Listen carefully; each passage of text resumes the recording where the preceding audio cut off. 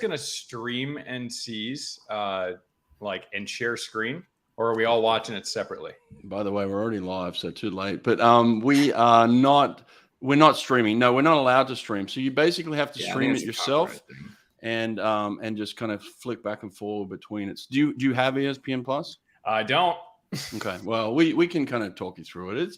Anyway, hey, listen, everybody, we're live. Ryan Held, Dave Nolan, Keenan. Geez, man, this is awesome. What a show, huh?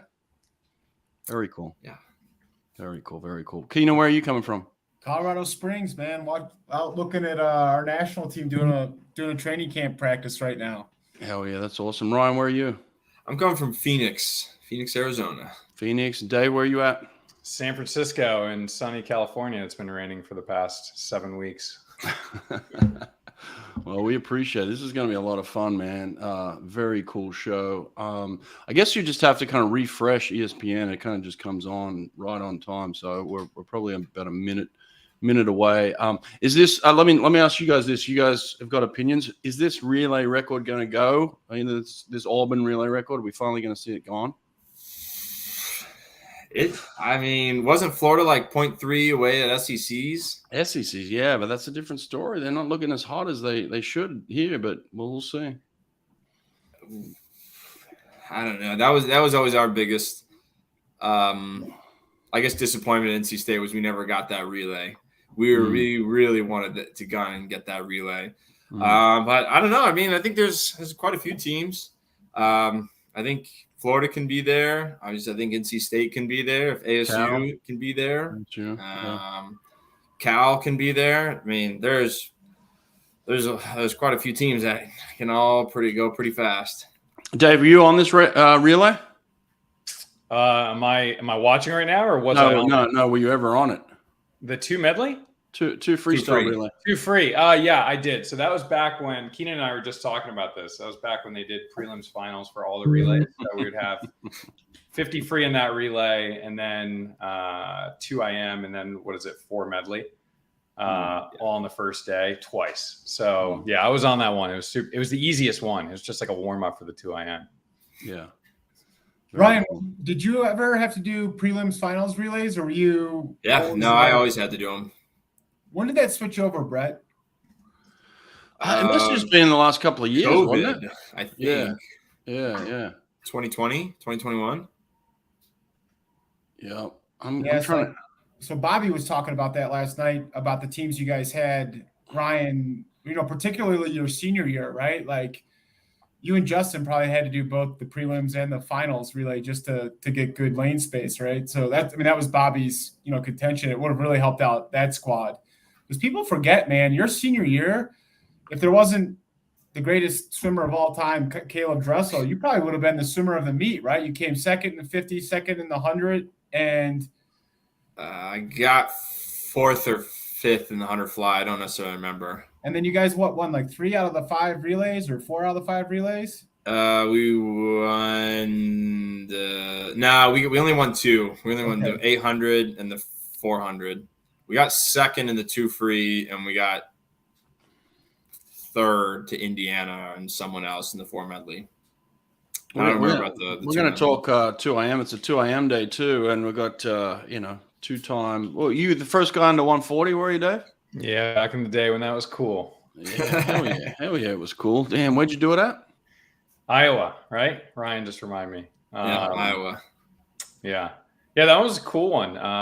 I think beforehand at Pac-12s, we had a crazy fast heat with Cal guys, some ASU guys, and then I think I got the American record at that one by 100th, but it was anticlimactic because I didn't break 140. But then at NCs, I did it, and then Will Lacone was right there as well, and he almost beat me, right? and he almost took the throne for first guy under, but luckily I outtouched him. Nice, I love it.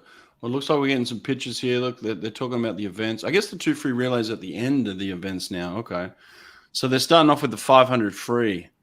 Oh wow. Okay, this is not my favorite event, but they're doing it.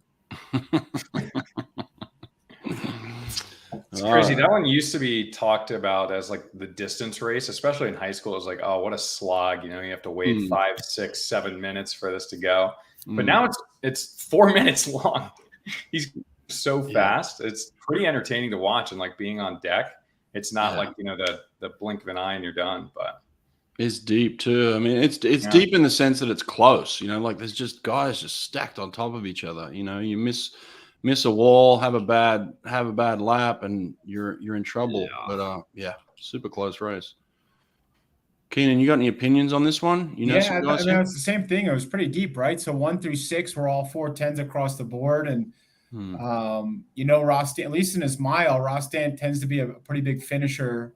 Ryan, you can talk about that. He's a Wolfpack Nation, and then, you know, Jake Mitchell, right? He seems to be a guy that can rise to the occasion, right? Like he did that time trial to make the Olympic team, and so maybe from some outside heat, he can get a strategy to go down. Maybe he called up Bobby Fink and said, like, how do I turn it on in the 500 quick enough that I close the mark? But when you look at Luke Hobson, you know, his 129 leadoff yesterday. I mean, even if he cruises to a 135 going out, he should probably be somewhere around the 405 mark, right?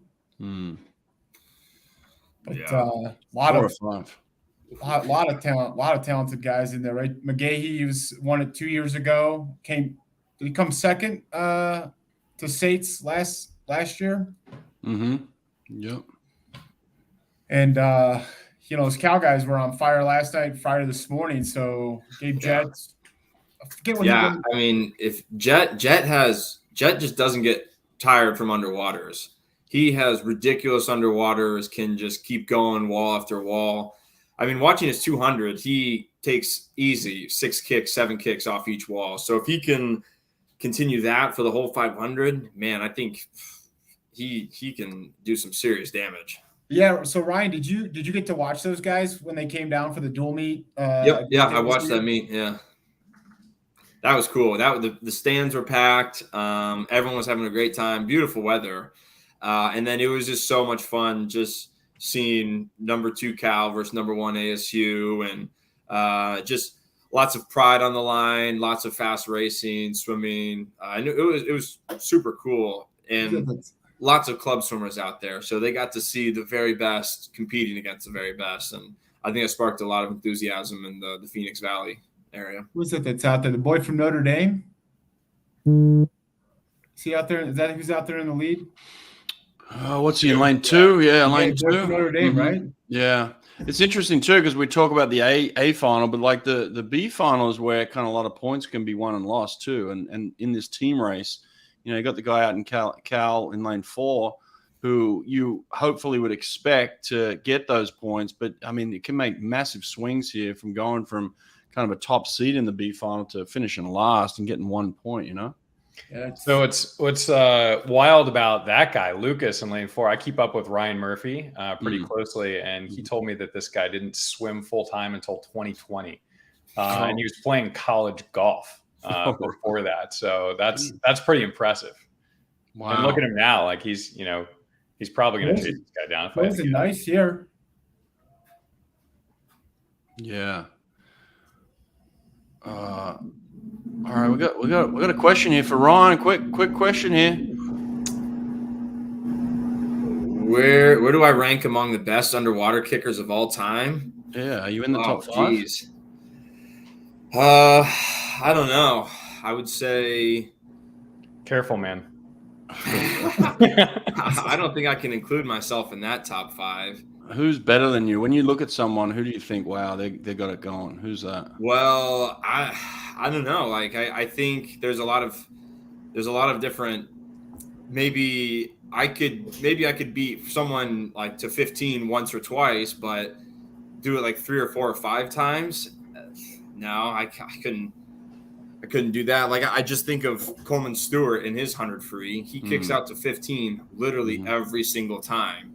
And so if you're doing that way, like, man, he's got the best underwaters that way, kind of like the Tom Shields just kick, then that's a whole different ball game than like I'd say like Caleb or Jordan Crooks, who are just like speed, power. Can you get to 15 as fast? So hey, by the way, Cal just tore that up, 410 right there for the kid that played golf a couple of years ago. Yeah. Damn. That's so cool. 410. Just smoked the field there at the end. Holy hell. That's awesome. That's big. That's big time, right? Big Yeah, time. like you were saying, Brett, like he maintained his points right from the morning. Mm-hmm. Yeah. Yeah. That's what you want. You want to bank on those points. You get that lane as a coach. I'm like, dude, I'm banking on those points. You better not drop down. So if I'm Dave Durden, I'm thanking God he got those, especially because you got some Texas boys in there. You got guys that are in the hunt, ASU. So it's definitely a fight. Here's a question for you, Dave. In terms of your program, when you looked at the NCAA kind of event order, did you look at it as a totality or kind of event by event when you were kind of looking at performing? Do you mean was I trying to figure out like how to like choose what events to swim, or I guess more just best managing the meet, like knowing where you're going to be good. I mean, were you trying to win all 3 events that you swam? Oh yeah, absolutely. Okay. And I think it was more about what does the team need rather than like, hey, let's throw you in these, rather than like, hey, I'm going to do these events and then win them. Mm-hmm. So I was pretty focused on like, okay, how high can I get? And as soon as like Murphy started swimming, I was like, all right, well, second is pretty good, right? So I was pretty focused on just building the base earlier on in the season so that I could like do as many back-to-back events as possible at NCAAs. Like that was always the goal. And I think like Keenan can talk a lot to that and how they had to train Michael for like all the Olympic games and like doing all the warm-ups, cool downs, all the events back to back to back.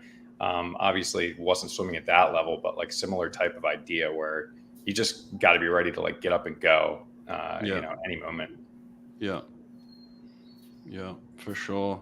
Yeah, they were talking about this last night. To kind of parlay off that question, they were talking. Brett, you guys were talking about this last night about the way the format used to be with the prelims relays into the finals relays. And I was asking Ryan and David, so something like that, like, did you approach this day with like, if you had to swim on the prelim, like conservation of energy, or did you just try and give your best effort for all 4 swims each day? Because that really sparked my thought when you guys were talking about that, and just talking to Gianluca Orlando today when he was swimming, and he was third in this event at a 139 last year. And he was like, no, you just compartmentalize, because if you don't, then you get lost and then you mess up a turn or you try and get too cute in prelims. So how was your guys' approach? Because both you guys had to be on your team's morning relays and evenings, right? Yeah. Really quickly, my answer is very fast. You can't risk not making the A final if you have the opportunity and like the skill to make the A final. So it was always go in and give as much effort as possible in those morning swims. If you're like in the final heat and you saw some of the times come through and they were not as, speedy as you thought, like maybe the last 2 or 3 meters, you could just turn it off instead of putting your head down. But for me, for the most part, it was all in all the time. All right. Yeah, I don't know how you did it. I was the exact same. If I was on a relay, I was giving it my 100, like giving it my all, because like the worst thing you would want is to cruise, go 95%, cruise that last 5 meters, and your relay touches 9th. Like, so yeah, it was always 100% every time I swam on a morning relay. Hey, there's a guy in the comments that I used to swim with, Aaron Charla, and we had an agreement. So it was like a first and second thing on the 200 free relay, and we trained all year to say that we're going to go under 38 seconds. That was our goal. It was like him and I had this goal of like under 38 seconds the first 2 legs. Did you have anything like that with your teammates, Ryan, in terms of the 200 free relay or anything like that? Actually, no. That's an interesting point, though. I feel like that would really kind of hold you two accountable with each other. Like, if one of you is kind of having an off day, hey, remember, man, let's remember our goals. Let's let's do this. Yeah. But no, we never had any of that. Yeah, it was cool. But I like that. That's a good idea. Yeah, it was definitely cool. Hey, Dave, I got another question for you. I have not a question, but I have a memory of you swimming some event in lane 8 at NCAAs and just blowing people out of the water. Is my memory correct on that? Did you swim out of a lane 8 at one point and just smoke the field in something? Not an individual event, no. Relays, yes. Like Okay. the 800 free relay my junior year, I think it was 2014 in Austin. Our team, dominated the B final, Okay. and ended up getting like third overall. Okay. I remember we like beat Michigan, and we were not supposed to do that, but definitely not individually. Oh, so I just have this memory of you doing something crazy, and I was like, "Holy shit! Look at Dave Nolan out here." I was like, I don't know. Maybe I'm losing my mind, but Sounds cool though. If you Yeah. remember it, let me know.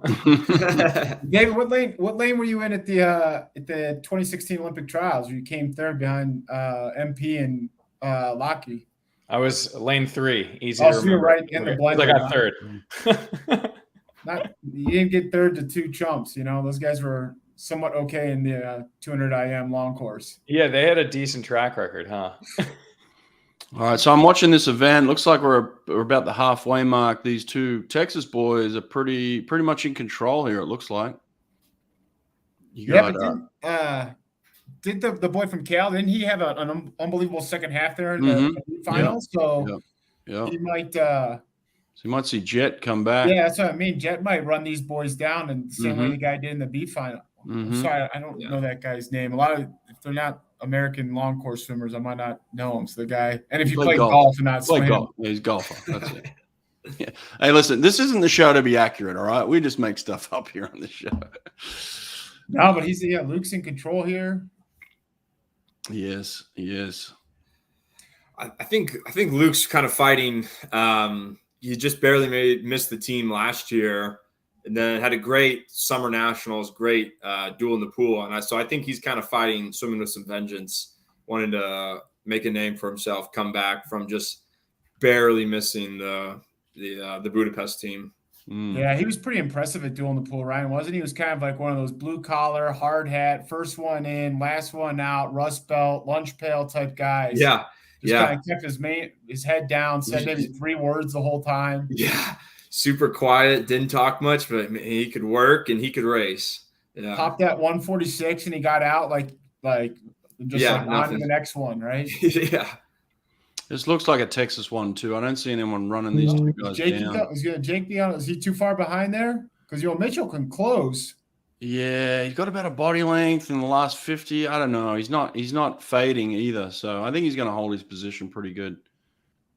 It looks like Texas. Oh, hang on. Who's this in lane 7? Who's in lane 7? That's what it says. Is McGahee going to be able to close? Oh, McGahee. He gave him too much space, I think. No. I think McGahee's going to get second at least.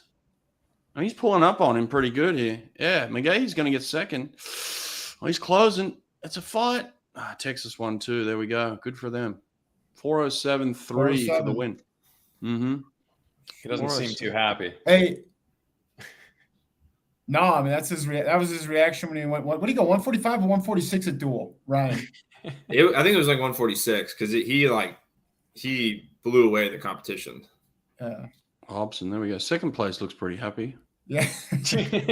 Hey, Ryan, or do you guys know off the top of your head, does Leon's 500 time still stand as the fastest? Because he was 407, right?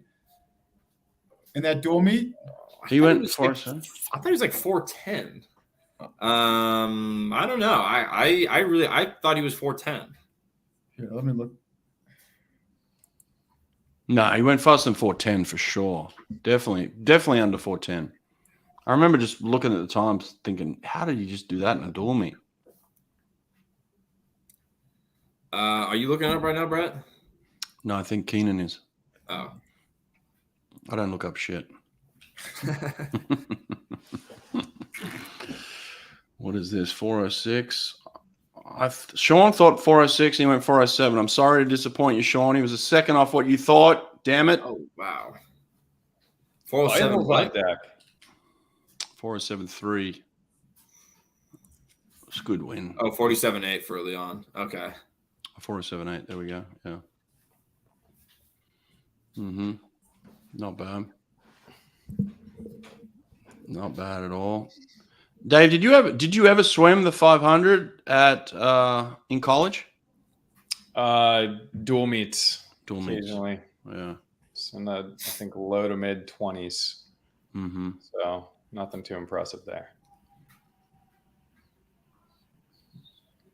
And these guys got to be happy, right? It's always nice when you go, 1-2 with one of your training mates, right? Oh, yeah.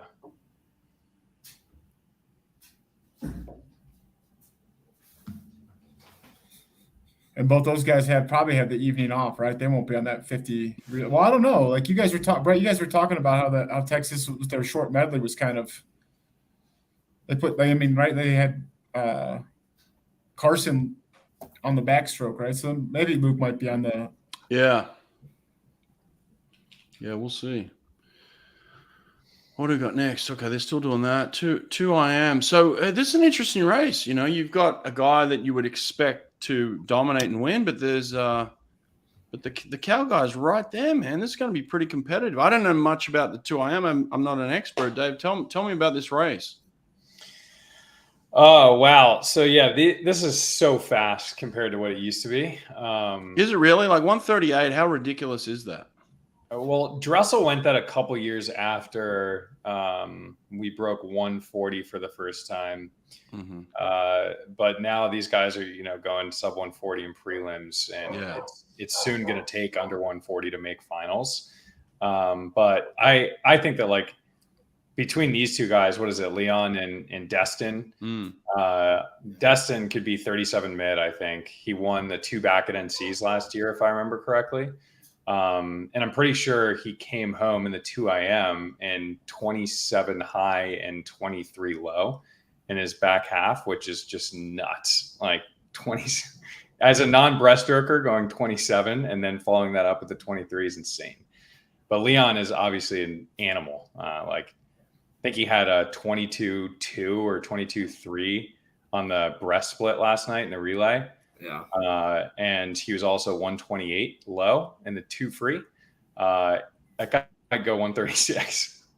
So I mean, I think it's between those two. Obviously, there are 6 other people in the race, but they're going out way faster than we used to. Used to be conserve a little on the fly, push the back a little bit more, and then you're sprinting. It seems like these guys are just sprinting the whole time now. Mm-hmm. Yeah. At least it was my sprinting. Yeah. Yeah, I agree with you, David. Like Destin, so I know I was at men's NC2As and he won the 200 back, and so you kind of can only appreciate a little bit of it. But he came up last spring to kind of be Ryan's training partner. I can't remember if it was after the World Championship trials or right before it. And I remember watching him and telling Ryan, like, hands down, the most technically proficient swimmer I've ever observed in training next to Daya Sato. Like, better, no offense, David. I watched you for a year training with this. Like, I trust 4 beautifully discernible strokes. Everything about his underwater, technically so amazing. And like, I was just like, wow, did he just? I guess I just had missed his, like, how good he was, short course. But man, he has it all. He just turns, starts. He's just very, very textbook. Question here. Well, let's put this question in. How much pacing? We kind of talked about this a little bit. It seems like they're just going out after it now. Do you think they are actually just saying, I'm just going as fast as I can? Are they actually doing that, or is there some pacing with these guys? Yeah, I have an opinion on that, Ryan. I don't know if you do. I think they're just going for it.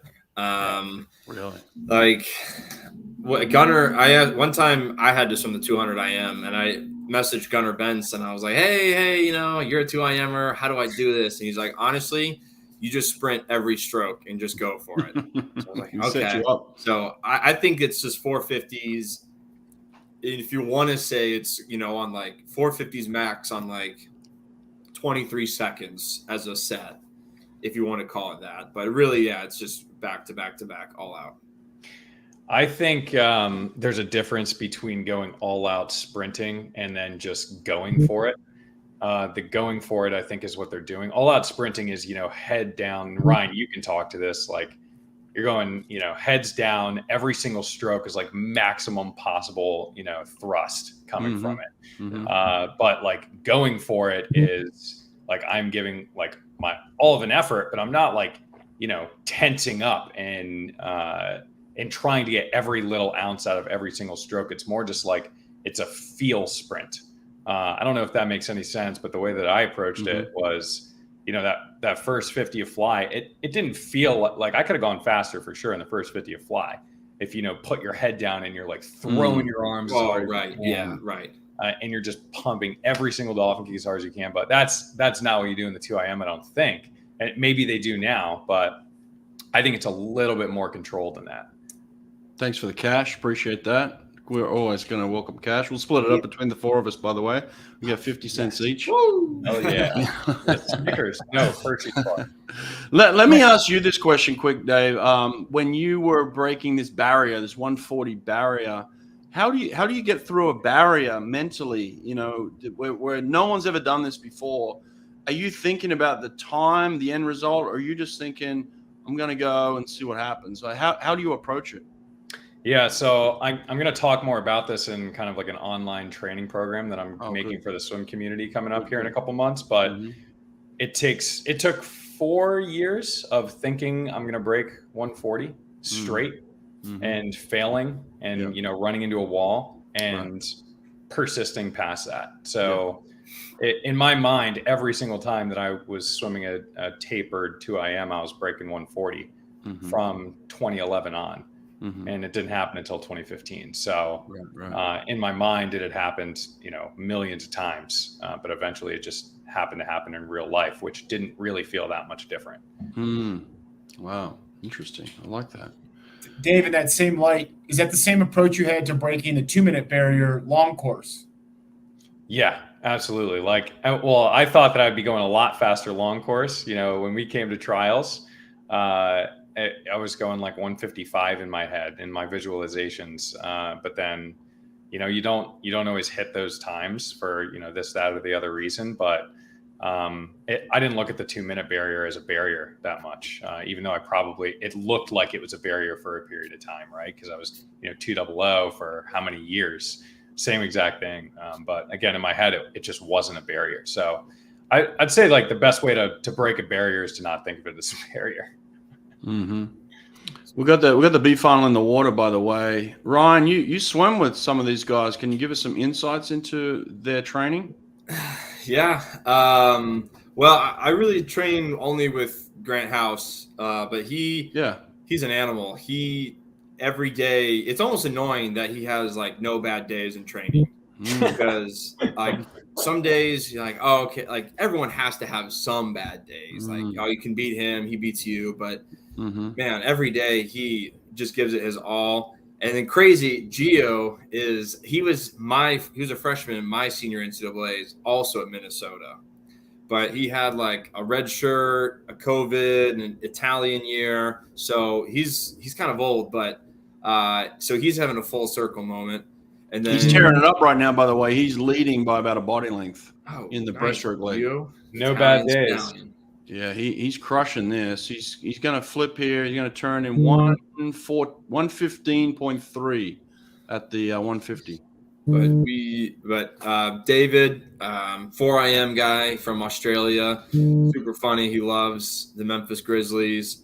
And then Hubie Coates, Hungarian guy, came in beginning of this year, maybe second semester, but just also nice guy, can just kick underwater. He's been really big and influential at ASU with the 100 back, 100 fly, 2IM kind of events. Hell yeah. Listen, Grant House didn't have his best swim of all time, but you know what he did? He stuck his head down with 15 to go, and he said, I'm winning this race. I fucking love that. I love that. You're not having your best swim, but you're determined to win, and he put his head down. Hell yeah. Good for you, Grant House. That's awesome. Love it. He's pumped up too. Good for him. That is good swimming right there. Good racing. Let's just say it's good racing, So what was the order? Did you go Grant, Gio, or? Yeah, I think it was Grant, Gio. Just it was very, very close. It was like touch. But he was fighting for the win, and he just fought for it. 15 to go. Like literally put his head down and said, I'm winning this race. And just put his hand on the wall first. Love that. Yeah, like 5 guys across the pool, actually. Pretty crazy. So, yeah, like 141s, and House got his hand on the wall first. So, good for him. No, they went 1, 2, 3. Oh, they did too. Oh, ASU guys? The ASU guys went 1, 2, 3. I mean, it was close, hundreds of seconds, but hell yeah, that's some good points. Damn. Moved up, yeah. Very cool. Hey, let me ask you this, Keenan. I'm going to put you on the spot in front of everybody here. We got 177 people in the comment section. Is this kid, Leon Marchand, you've spent time with him. You've spent many, many years with Michael Phelps. Is Leon Marchand a better swimmer than Michael Phelps? I'm not saying he's going to be the greatest athlete of all time. Is he a better swimmer than Phelps? Ooh. Well, look, and I obviously don't get to see him train every day. I've only seen him train. He was up here last year with Bob's group for a 21-day high altitude camp. And so, Bob had a comment on Swim Swam where he said, the thing is, like, Leon doesn't do anything like exceptionally wow any day of the practice. He's just consistently amazing. And I was talking so Luca did that training camp with us.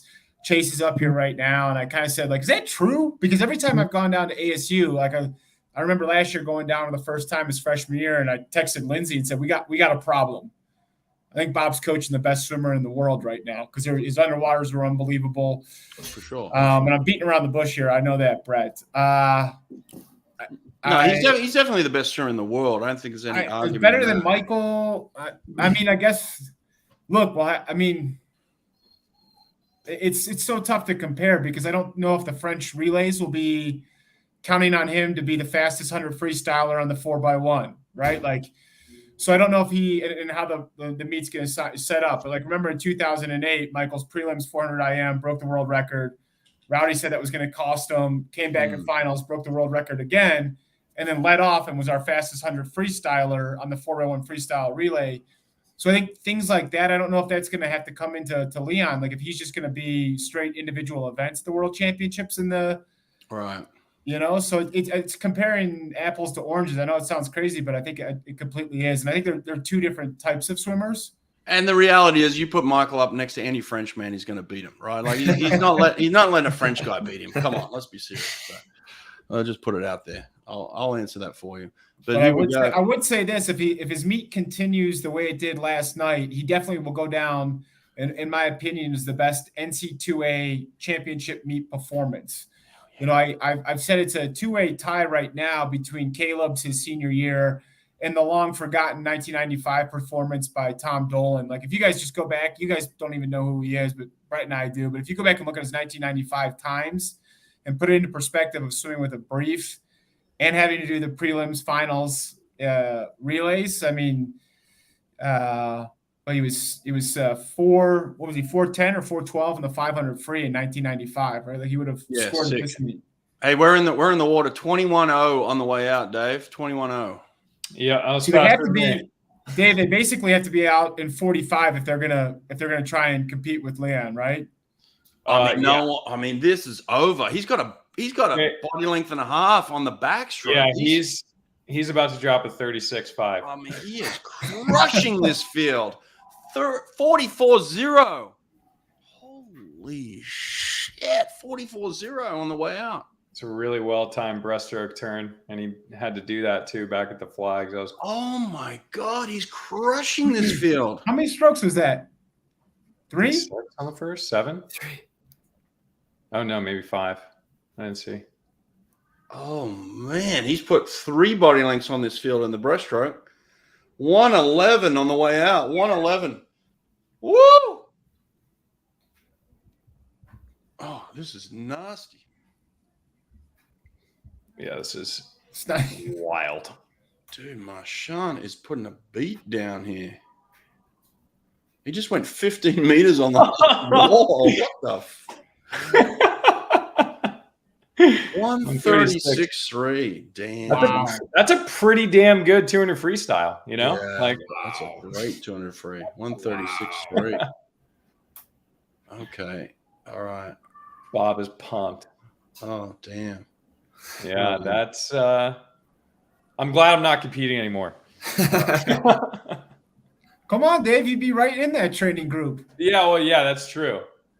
We did it. Let's go. Okay, so that wasn't a bad comparison then. What I'm saying, is he better than Phelps? All right. I don't know if he is better than Phelps, but that was a nasty swim. Yeah. Damn. Phelps was only 140 short course. I used to tease him about that when we were training, and Yeah, that didn't go he over had a too lot well. more to shoot back at me. That didn't go over too well, right? Like, I've always told people watching the Last Dance documentary, and when when they covered the topic of Scotty Burrell, like the first round draft pick that came into like the Chicago Bulls, and he was so good, and MJ would make every practice so brutally tough from the day you arrived at the arena to the day you left, and just repeat.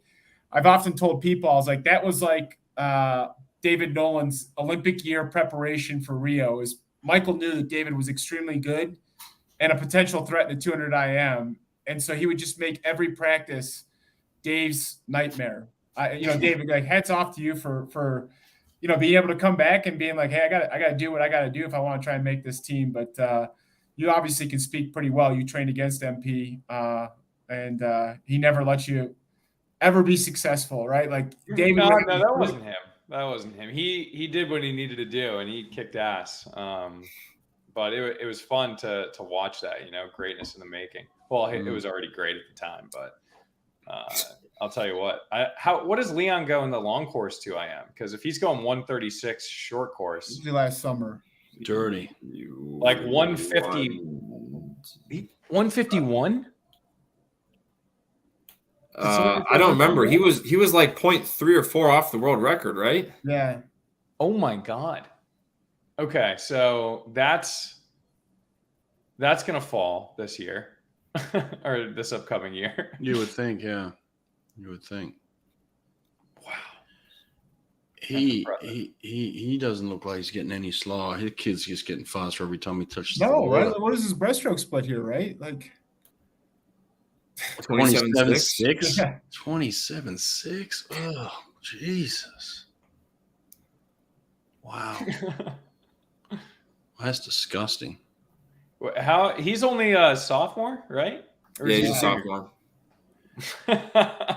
So Healthy Locks, Leon never comes over to Rack City or Bucket Town. He just stays right over in the. No, he's too scared. He doesn't want to come with the big dogs. He likes his broken fives. He doesn't want to come over to the 50s. He didn't finish it. He's 24.6 on the back end though at the free. He didn't finish it like super well, did he? Didn't need to. No, he didn't need to. I think completely didn't need to. But like, look at Destin, 23.3 on the back end there. Jeez, he smoked that last 50. David, he was 155.2 at Worlds. That's it. Oh, he's gonna go 152 this year at least. Yeah, there it David, is. so to Brett's point, like when you went the 139, were you so far ahead of everybody that you didn't know like how fast you were going? I was until the breaststroke split, and then Will Lacone caught me, so I needed to pull back away in the freestyle. But it was, I would have looked like chump in that 2IM right there. I was so far back. It wasn't not knowing how fast I was going. It felt just a little bit faster in the morning, and that was like 140.0 or 140.1 or something like that. So I was like, yeah, this is going to happen. We're going under, but yeah. Did that answer your question? Dave, I got a question for you, like a serious question. You went to Stanford, which is known for its academics. So you obviously went there for the degree. How important was swimming to you over the 4 years? Like when I went to Auburn, swimming was the most important thing, obviously, right? Like I wanted the degree as a secondary, but you go to a place where the degree is kind of at the forefront. So how did you balance in your mind what was the most important thing to you at that point in time? Yeah, I can go very deep on this, but I'll keep it semi-shallow. The degree from Stanford kind of balances itself with swimming, so you can prioritize swimming, and it's the grades that would matter a little bit more, right? So I wasn't the best student by any means, but was still able to get an engineering degree, which is pretty cool.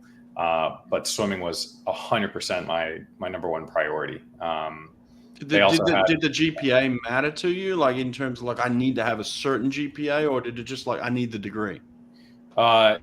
having a certain GPA mattered, but I didn't need it to be 4.0. Why did it matter then?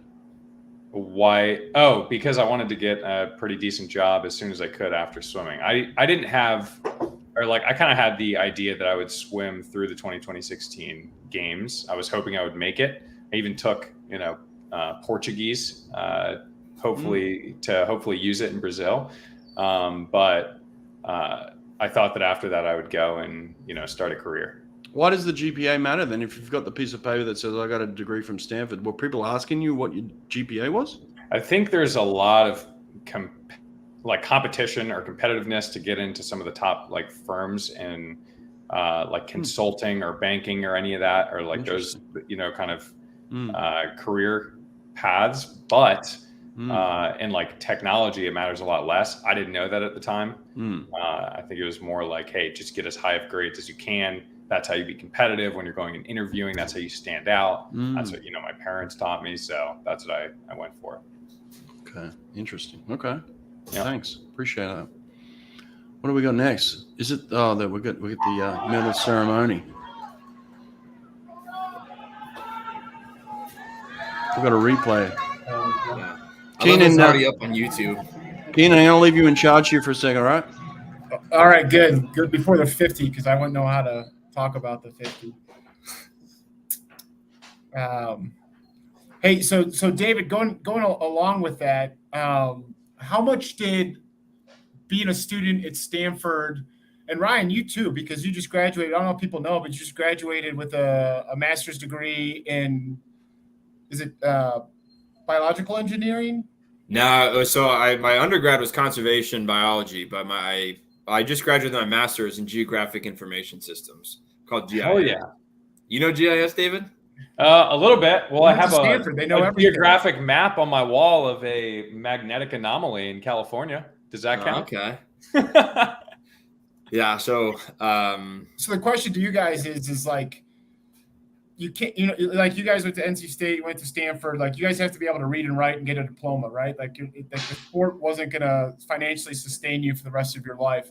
How much did that impact you in the summertime when you looked at the general population, the kids that you sat next to in class that didn't have, like, all they could worry about is internships and things like that? How much do you guys feel like that, maybe not physically, but mentally wore on you as you progressed through your career? I still feel a little sometimes stressed that I'm like 27 and I've never really had like a true job besides lifeguarding, teaching lessons, stuff like that.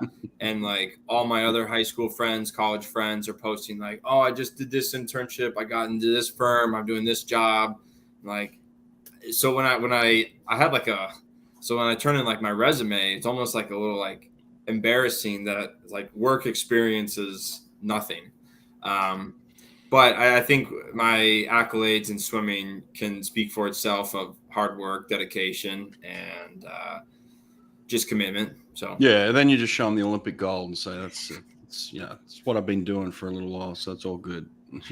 Brett, did you ever dye your hair orange, or were you part of the black hair crew at Auburn? I was actually the first. I was the reason. Well, listen, I'm not going to take all the credit, but I was kind of the reason why they started, because I came in from Australia as a 21-year-old freshman, and I came in with bleach blonde hair, and everyone was like, "Oh, you're a cool dude. You're like a weird freak from Australia," and so everyone was like, "Why don't we all do our hair blonde?" So that was like the first iteration, 1997. I ended up winning the 50 free at NCAAs and kind of convinced all my team to bleach their hair blonde, and that's where it started. So yeah, I apologize. We have the 50 free on the block now, so this is going to be over quick. Let's have a look at this. Yeah, Ryan, do you think you and David never trained together, right? We never overlapped. Think he's got a chance to redeem himself here, because he was fantastic anchoring that relay last night. Yeah, I think David definitely has the possibility to redeem himself here. Well, I don't even say redeem himself. Well, I'll tell you in about 2 seconds. No, he didn't. The kid from NC State, who's this? What's his name? Mills. Nils, yeah. Nils got the Stanji? win. Yeah. Oh, nice. 18-7. There we go. He's pumped Nice. up. Yeah. Well, you're ahead. Oh, sorry. He's a Dutch guy. Dutch guy. Yeah, I was Okay. gonna say, like, it seems like there's a little bit more international scene in the NCAA pool these days. Is that true, Ryan? Like compared to, I don't know, a couple years ago? Not really. I don't know. I feel like maybe it ebbs and flows, but I think it's nothing like any extreme that there's more foreigners or less foreigners. No, I don't think so. Do you think there was more? Do you think there was less foreigners when we swam? I thought so, but maybe I wasn't paying attention. I love the foreigners, by the way. We need more foreigners. They made it harder. I'll tell you that. When I was coaching at Auburn, they made it difficult to get foreigners in. It was a lot more difficult. So I'd imagine there's probably a drop off because it just became harder to get people in. It doesn't mean that you couldn't. It just took longer, and I think you needed to be committed to the process. It went from kind of like a 6-week turnaround to maybe a 3 or 4 month turnaround, and it was really challenging. So yeah, that was probably the drop off. Well, walking out for the 50 free, boys, are we going to see 2 guys under 18? I was hoping we were. I was kind of feeling it, but I'm not sure if I'm feeling it anymore. Are we going to see 2 guys under 18 or not? Before they hop on the blocks, I want to ask you, Brett and Ryan, like, how much does the morning 50? How much are you still feeling your anchor leg of the medley relay the night before? And then I can answer that question. Like, if these guys were still just hurting a little bit, then I'd say maybe 2 of them will break 18. But I don't know. I think that just depends on how you deal with your emotional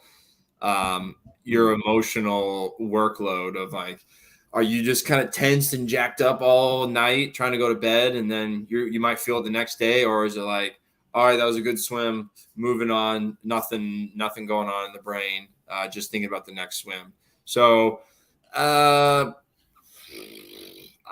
don't know. I think I don't know if we'll see 2 sub-18s, but it'd be awesome to see if one again. Yeah, I'd like to see one. I'll tell you one thing. This was my 5th swim of the day. So I had the 200 free morning. I had the 400 medley relay at the end of the morning, and I had the 50 free, and then I had the 200 free relay. So this was actually my 5th swim of the day coming into this. And I remember specifically my freshman year thinking, fuck, I'm so tired. Oh my God, I'm so tired. And then I just looked across and I was like, these guys aren't beating me. I don't care how tired I am. So I think mentally you kind of switch in and say, you're going to get it done for your team. You know, I think these guys would say the same thing. So at one point when you put your foot up on the block, it's game time. So it's kind of where we're at right now with these guys. Leander's a possibility. I mean, he can swim, this kid. Maybe Brooksy has, like, didn't Brooksy win from like lane 6 last year? Yeah. He seems like when the lights come on, he likes to throw strikes. So maybe he kind of pops one here. Bjorn's got that suit pulled up. He looks like he's almost he's got that suit up around his chest. That's good though. Good for him. Use that suit. Here we go on the blocks. Yeah, everyone's kicking out far nowadays, which is so different from 10 years ago. Yeah, kickouts are huge. Except for lane 1. Who's in lane 3? Leando is smoking this. He got a great start. Oh damn, this is close. Oh no, it wasn't fast, but it was close. It was not fast. 18-3 for the win. Okay. Not fast. 18-3. 18-3, yeah. Brett, you're so harsh, man. The guy went 17-9 a couple of weeks ago, so he's 0.4 off what he went a few weeks. That's not very fast. That's a huge difference. Huge difference. Yeah. That was a pretty slow start too, it looked like. But you know, NCAAs is all about. Yeah, he did get a slow start, didn't he? Wow. I think honestly, Braden always mentioned, like, NCAAs is not even a meet all about times. It's, can you just get points for your team? If you get 8th, can you swim up? Yeah. If you get 9th, can you hold your position? Like, right. You know, at the end of the day, if you are 16th or 8th and you in finals you get 9th, or let's say you get 1st, but it's not a best time. Like, are you going to be upset that you didn't win a best time, or are you going to be happy that you just moved up, got a huge point swing for the team? Right. So yeah, we always stressed about, like, it's not necessarily always the times, but what's the best for the team? Can you do the best for everyone on the team, the pack? Yeah, absolutely. Good message there. Cal running away with it. I think at some point diving's going to have a say here too, right? Well, it certainly will for Texas and Indiana, right? Indiana, I think, like the pre-score out meet, Indiana had the most diving points, right? So that will really boost them. Okay. Yeah, I wasn't that fast. I was not super impressed with that. I mean, beyond 18.6 is not crazy good for him either. But we'll see how they lead it off, right? In this next the next relay, they lead it off. Yeah. Yeah. There's always tension. Did you feel that, Ryan? Did you feel there was, like, in the individual race, there was a little bit more tension involved than the relay itself, where you can kind of relax and just go? No, I felt actually. See, I like doing the relay first because it broke that tension. Right. Because it was like the first swim, just kind of tight. I want to go, and so when you did that race, it was like, all right, we're good. We got the strategy down, and then 50 individually was that was more relaxed for me. The relay was more tense because it was just jacked up, want to do it for your team. First race of the night. So want to, get the ball rolling for the rest of the guys, get the chemistry going. So I'd say it was actually the opposite. That's great for Kretsch, just seeing him there on the TV. This is his first male individual NCAA champion, I think, right, Brett? I'm not sure if it's his first, but yeah, that's a good win. For men. Like, obviously he's had probably for men, yeah, 3 or 4 women. Well, including diving. Didn't he have some divers? Well, I mean, no, he's not the diving coach, but swimming wise, yeah. I mean, yeah, I think for men on the swimming side, yeah, I can't think of anyone else that's really won an event for Tennessee. So that's pretty cool. I think it's a great. Back to that pressure question, but Ryan, for you, did you feel like the days leading into NCs were way more stressful than the actual days of competing in it, or was that just me? I felt way more stressed, like a couple days leading up to it, before you got on the plane.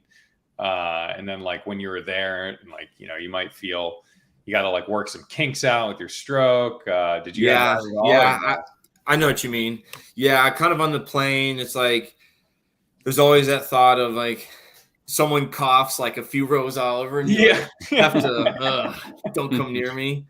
And then they're like, you get in that first day and you just traveled on the plane, like, I don't know, maybe my shoulder's feeling weird, my catch isn't right. But then once the meet started, it was like, no pressure, just going, swimming. I agree. I feel like the days you leave to travel and, like, the day and a half to 2 days that you're there before NCAAs, it's kind of like you just want the meet to start already because you're excited to race and swim, but at the same time you're trying to be, like, emotionally, mentally stable, just all right, chill, but not do too much, but don't get too bored that you're just thinking about swimming. So it's trying to find this kind of optimal balance. Totally. Brett, how about you back when you were at Auburn? Did you feel like those nerves a couple of days going into the meet? Yeah, I mean, for sure. I guess I always looked around at my teammates. It's nice when you walk in with a pack of guys. You know what it's like at NC State, at Stanford. You walk in with a pack of dudes. You're like, all right, I feel like I'm walking in with my gang. Going to war. Yeah. You got a gang of guys around you. So it's nice when you have a team of guys, like you've qualified 14 or 15. It's like you're not walking in with 3 or 4 dudes. You're walking in with a team, like a team of gangsters. So it's like. But at the same time, all 3 of us, I think, were leaders on our team, and there was a lot of pressure to kind of I wouldn't say carry the team, but to be at our best at that meet. And so I think when the lights were brightest, Dave Nolan was going to show up. Like Ryan Held was going to be the man. Like I think we all kind of carried that on ourselves to say we knew our roles. You know what I mean? So like there was no doubt when I was standing on the pool deck in my Auburn uniform, I'm looking across at Stanford. I know that Dave Nolan's going to carry this team. There's just no way. It just knew it. Like I could see across from the pool deck. Did you have that feeling in yourself, Dave? Like, you had that pressure of like knowing that you had to be the guy that not carried the team, but like the team's looking for you to be their leader, Yeah, for sure. And Ryan, I'm sure you feel the exact same way. And that's, adds a little bit of stress to yourself, but you also can like reframe it to, I'm doing this for these other people. And, like I'm not going to let them down. And that gives you that extra motivation to step up and perform. Exactly. I mean, Ryan Held was a stud. I mean, you knew when NC State walked in, Ryan Held was their leader. You could see it. You know what I mean? I mean, Ryan Held is synonymous to NC State, and they're. Thank you. But there's many great swimmers that came before me and set the standard and tone for NC State. But I'm just happy to carry on the tradition But thank you. That's very fun. Ryan, what's the diamond, man? Tell us the red diamond. What is it? That's a great question. Great question. David, I'll say you had external pressure, and I only remember this from the 2013 NCAA championships. I was working for the University of Michigan that year, and I remember on relays, I can't remember which one it was, but you were anchoring, and instead of like go Stanford or like go Wolfpack, whatever, like the entire Stanford team was just cheering David, Nolan, Dave, and I feel like that, like, not cool, man. Right? Like, and I just was like, man, talk about putting pressure on like the entire team and coaching staff being like, look, we basically need you to get this. Like, if you didn't know that already, I just like you see a lot of stuff from the bullpen, like from my stance, you just kind of sit and observe and see these things and. But then you see like, Ted Knapp did something really cool one time where it was actually my senior year and he wanted to give the team extra momentum. And he thought that would come from me going 139 in the 2IM. And instead of us, getting 6th instead of 7th or 8th in the relay right before. So he came up to me and he was just like, hey, do you want to like not swim the relay tonight right before the 2IM? Like, you want to just put it all into the 2IM? And I was like, hell yeah, man, let's do it. And that might have been the reason why I was able to break 140. And, the team was so stoked after that, obviously. And it felt good to give them a boost. So that's like where that was like kind of flipped around and he was doing something for the larger group, which was, something I look back on. I'm just like, that was, more mature than I would have been able to do. I would have been like, no, get in there, swim the relay. Was that in Iowa, David? Yeah. That was senior year. Yeah. Yeah. Ryan, so I'll tell you a funny story. We were set up next to you guys, like in the bullpen. We were set up next to you. I was working for Stanford. Like I was just doing their body work at that meet. And I don't remember what relay it was, but you guys deked it and in the prelims. And Bobby comes back. I wish Bobby was on here tonight. Bobby comes back with not just like any color Gatorade, but red Gatorade. And when it got turned over, man, he slammed that bottle on the ground, like right next to me. So I'm covered in red Gatorade. Like, just before I knew the NC State, like what you guys were building. I remember looking at this dude and I was like, with the effing Gatorade? Like, is that necessary? But like, super happy for you guys, right? Like, seeing what that did to generate a program, and obviously knowing Bobby and Todd and GT and Braden and everything that they did to build a program from nothing to what it is now. That was just a funny. So I remember that, David. I remember working with you guys and you getting the nod for that. But I also remember my Gatorade shower for not winning. We had Bobby on last night. Yeah. Those 4 years were lightning in a bottle. And so to complete the story, so with the prelims relay got overturned, and then in finals we won, but then we got DQ'd again. So. I forgot about that. I should have. We got all that work to overturn it and then to only re-DQ it. Damn, that sucks. Yeah. That sucks. Hey, listen, all 4 of us here, we have a mentor in common in Jack Roach. Jack's listening right now. Jack's Jack's a good friend of mine and someone that I always lean on and rely on, and we're going to embarrass him. All four of us are going to embarrass him right now. So Jack's listening. We love Jack. Everybody give their little bit of Jack. Come on, let's give him some love. Let's start with you, Ryan. Dave, you start. Yeah. No, it's not PG, man. It's not PG. I'm kidding. Ryan, you start. Yeah, we'll give him some love. The first thing that comes to mind is we were at ISL season 1 or something. We were about to leave for Budapest, and I just kind of had like just an okay meet in Dallas, and we were just sitting at the Dallas airport talking, and he just mentioned this book called The Boys in the Boat about the 1932 or 36 Olympic rowing team and how they went up.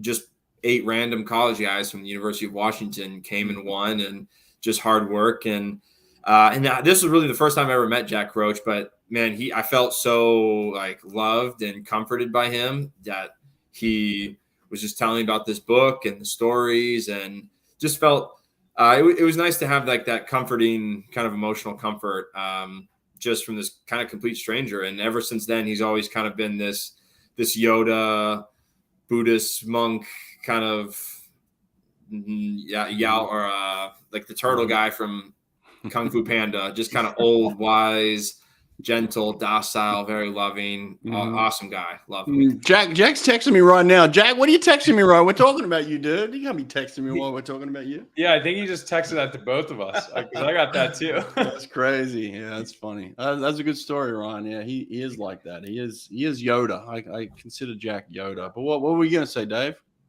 No, I have, a lot of stories. I maintain a relationship with Jack far beyond swimming. And like we caught up once, twice a year for many years afterwards. I think the last time I caught up was just a year, maybe a year and a half ago. But he's been very supportive from a like psychological capacity perspective.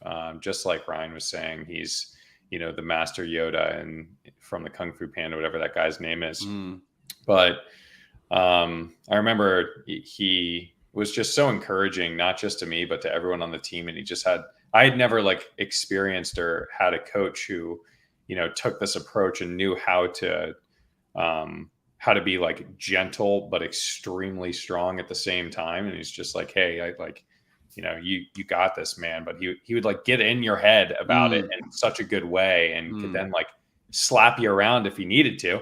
Or he would give you their encouragement. He could always detect the right thing to say at the right time. And that was, invaluable when it came to big meets. It was invaluable when it came to when you're hitting lulls in your training. So super thankful, obviously, to Jack for, everything. He huge influence on my life, not just my swim career. Yeah, absolutely. Keenan, what about you, man? Yeah, I'll kind of echo what Ryan and David said in terms of, I don't know if you guys have been watching this streaming series, The Chosen, about Jesus and his calling of the 12 disciples. And it's phenomenal. And I just think of like Jack on that. Number one, right? Like, so here's a guy walking all through Israel, and like Jack could totally do that, right? He ran from Colorado Springs to Denver one time, I think on his like 60th birthday or something. 60 miles. I remember that. What the fuck? His ability to always be, I've never seen Jack never optimistic, right? But his ability to be stern when he needed to be stern, to teach you a lesson, but not to teach you a lesson to humiliate you or to make you feel bad, but just to teach you a lesson. And so I just think of like the way Jesus has been telling the parables in that one, and the way that he's taken 12 people from 12 different backgrounds and like, tax collectors and all these things. And that's Jack just didn't have a filter. He didn't care who you were. And so that's kind of my memories of Jack. But David, I'll tell you a funny story because your good buddy, your former training teammate, Drew Kazagaria, he was a Stanford great national teamer. Nancy? Yeah, well, when he was in high school, so whenever we'd go to pro swim series or whatever they were called back then, Jack would never, he would always be next to or around Michael, right? Yeah. Loved Michael. And Drew was in high school, and Meredith happened to be at this meet, and she was walking on deck. And the next session, Drew didn't realize that Jack was right behind him. And Drew was just this high school boy. He's like, you guys know what? Jack Roach's wife is hot. She's like smoking. And Jack just like walked up behind him and said, I'd have to agree with you, buddy. Thanks so much. You know how Jack used to say that? Actually, I remember exactly what he said because we still use the quote regularly. He said, you know, Jack has this very soft-spoken, you know, tongue, right? So he just goes, thanks, Drew. I think so too. And so we always say that when Drew says something nice, anything like that, we reference it. It's pretty hilarious.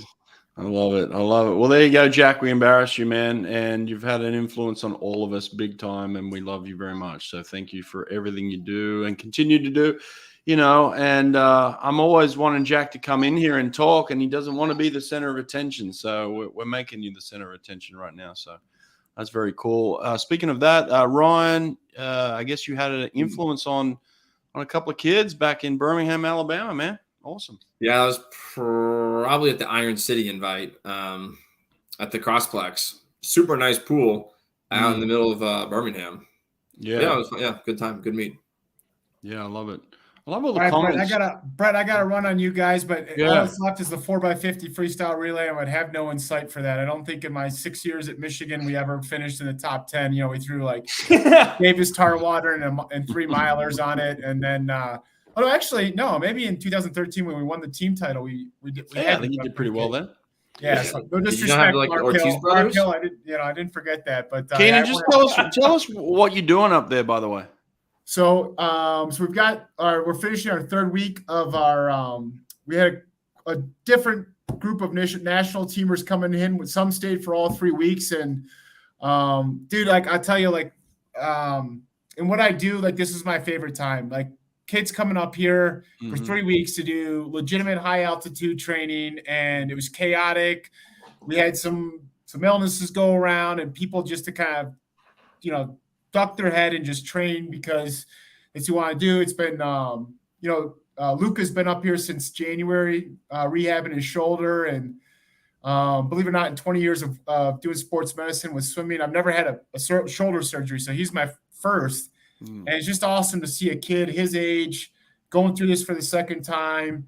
And then just like the first time he takes his first butterfly stroke, and then the first time he takes his first backstroke started. So it's been great. We did the Grant Hackett set yesterday, and I've been very blessed to stand on deck for training sessions, you know, for seasons of training. And Ryan, you can appreciate this. Reagan's different, you know, much like Leanna's not on this planet. I don't think Reagan. I'm just wild here to watch her. Like Reagan Smith's, she's a little bit different, but you know, tops everybody, you know, thinks I just, you know, love the highs of the highs, but just to see like the rehab of Luca, to see where Simone's at, like she came on deck and she was like, "Oh yeah, Grant Hackett, I've done it 4 times," and you're like, "What?" Like you're back, like, you know, maybe not like the peak 2019, but she's kind of coming back, and to see Michael Berninger kind of out there grinding it out, getting ready. Who's running workouts? So Bruce is running a group of like his daughter Erin, Tess Howley, that phenomenal 200 butterflyer from Long Island Aquatics. Leah Hayes was up here for a week. That backstroker Danny Deal, he's a dog. That dude can go. So he's kind of doing that. Bringer's just like looking at the workout and tripling it, you know. And then Eric Posgay is kind of running a different, like the people that are trying to train IM. So we got like everything going on in between. And then Uncle Ron's got the Sandpiper crew up here, and they train at a different time. But again, like you just see the appreciation of, instead of just the, you know, standing there at trials and then world championships and seeing what all these athletes do, like to see the work that goes into the finished product. I love seeing it, and trying to help the best kind of put them together in between sessions, you know, getting in the weight room, hanging and banging them, and trying to save and protect them, let them know that, hey, like, it's okay. Like this lift is not going to put you on the podium. Like getting you ready for the next one is good. And then actually Kenzie McMahon. So it's awesome, right? I love to see the way programs do what they do. And so Kenzie McMahon from Auburn, and then your buddy Ozzy's girl Ryan White's up here. So we're talking both ends of the spectrum, and the professionalism of those two is unbelievable. They mean business when they come in. Like David's been up here for altitude camp, so he knows, right? So there's the collection of people that sit down by the lifeguard stand, look at the workout, and hope through osmosis it changed to like a get out swim and call it a day. And then, but you got those two coming in and they have a pre-workout routine of warming up and just so happy. And man, just like I could see Ryan. I mean, Ryan, like Ozzy's done a phenomenal job with Ryan White. Like she is, talk about feel for the water, technical proficiency coming in and out of the walls. It's just awesome. So it's great. Well, so we're about to get into the main set here. So listen, man, a lot of people want to know why USA Swimming is so dominant, and not many people give you enough credit, man. Keenan is a lot of the reason why USA Swimming is so dominant. You've been, a part of this for many years, man. So you've got to take some credit. I hold people back, but why is USA Swimming so dominant? And it's like what I'm seeing here, when I'm talking to you guys, like the NC2As, right? Like everybody knocked us for our relay performances in 2021. They are what they are. But, I've looked at every one of our international competitions since 2021. And Ryan, like I'm embarrassed you here, but short course worlds in Abu Dhabi, which was like Fallujah, right? It was just chaos. There was bombs going on all over the place. Budapest last summer, right? Like, losing number one is not easy you lose number one, right? It is what it is. And then again this year in Melbourne, and Ryan is, he's supposed to be this 50 guy only. And I remember at Abu Dhabi, he showed up and we had a bunch of people go down for COVID and they're like, Ryan, you got to be on the 4x2. He's like, all right, I'm gonna give my best. And boy, we medaled in that one. And so I just kind of see these things that like the United States is great because we're resilient.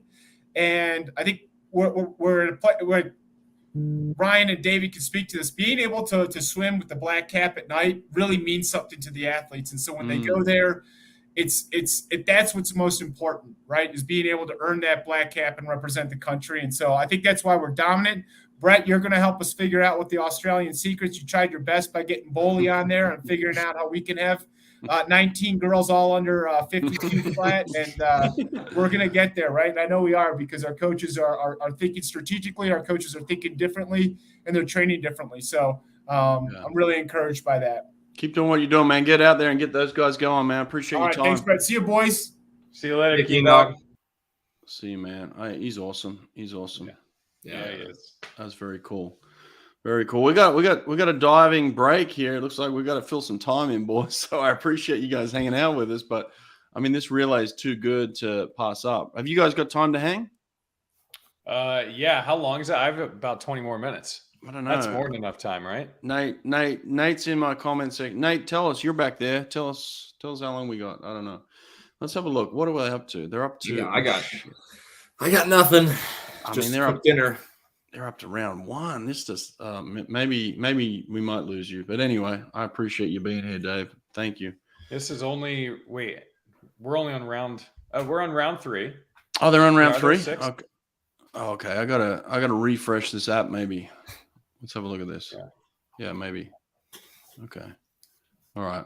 That's all right. We can fill time. Yeah. Time. Yeah. Now. Did you commit to Skip when you committed to Stanford? Yeah. Okay. How was that recruiting process for you? Tell us about Skip, because Skip was there for generations, and we just lost him recently, right? Mm-hmm. So tell me about your experience with Skip. Yeah. So Skip visited my home in Hershey, Pennsylvania, with Ted. And he came in and the level of intensity was inspiring. He was a Marine. At his funeral, he had it was a Marine funeral. Like it was very cool. But he came in and he was just like, hey, we're going to get you to the best position possible. We're going to, help you achieve your goals, both in the classroom, in the pool. We're putting you first. That is our goal here at Stanford. And I'm just like, okay, it's kind of what everyone says. But the way that he said it just had like a different intonation behind it. It was just like, it felt a little bit more like, hey, we need you to come and kick ass. We want you. Absolutely. But at the same time, we're going to look after you. And I don't know why I felt that a little bit more with him than, some other coaches, but it was true. Like, you showed up on campus and he's looking out for you, and he led by, he wasn't, a swimmer himself. He wasn't even a basketball player. He was a short dude, but I think he coached basketball, like high school basketball or something after the Marines. I don't know exactly what it was. But he was all about the team. It was more about your buddies. You do stuff for your buddies. He had like a bunch of, little sayings he would say in practice that we kind of made fun of, but at the same time, everything that we did on a day-to-day basis was for your buddies. Like every single effort. And that was something that I try to take, way beyond the pool. And I think it's super important because you build a sense of community when you have that mentality. And, Skip certainly instilled that in me. So he was no longer the coach after my freshman year, but Ted, who had been his assistant coach for 25 plus years, carried the same philosophy, values, and principles for, training and mentality through the next couple of years with Scott Armstrong. And, we kind of held the legacy there. Obviously, we fell off a little bit in terms of our performances. And I don't think we get into that too much, but Skip was a legend, man. He was one of the best at like building a team. He was an Olympic team coach a couple times. He meant what he said when he said stuff. And I think that rubbed a lot of people the wrong way a lot of times. But I appreciate radical candor. So yeah, that's what it was like training with Skip. Yeah, I love it, man. Thanks for that insight. Appreciate that. Yeah. There's a little bit more insight here from Soothing Music. Ryan held his heart. I just read that comment. All right, Soothing Music. I'm not sure if it's a guy or a girl, but that's pretty cool. All right, you got a fan out there. What we're going to say here, can you talk about how you actually trained for the last lap, no breathe, 100 free? Did you not breathe on the last lap, 100 free, or did you breathe all the way? I breathed. That was Caleb was like the first one to do that. Okay. I didn't do that. Okay. All right. So breathing was important for you then. Yeah. Did you train to improve the way that you manage your breath?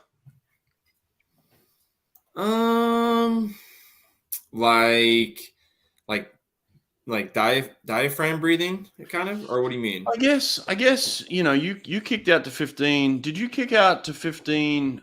I mean, what was your kick out count on your 100 free? Let's say. I was like 8, 6, 6, 6, 6. Okay, maybe. so you're pretty consistent. So you go to 6. How far is 6 getting you? Is that getting you to like the 8 to 10 meter mark? Yeah, 8 to 10 meter mark. Yeah. Okay. All right. So is that something that you trained off every wall, or is it only something that you did when you were going fast? More going fast, but but when it was like not every set, every wall would I be 6 to 8 kicks, but if we were doing like 100 speed practice or like 100 threshold, I would definitely, try to practice my kick counts, try to, put myself in those race like situations. But I mean, if it's like, kind of a warm up set, I'm not going to be doing 6 to 8 kicks off the wall. Right. What about you, Dave? Did you have things that you did consistently that you held yourself accountable for? Yeah, I'll talk about that in 1 second. But Anthony Prada just mentioned that Austin Staub was the first, actually, and I have to, give Anthony kudos here. That's true. Well, actually, it's first for what? He was the first person to not breathe on the last lap, and I think it was the 100 flight.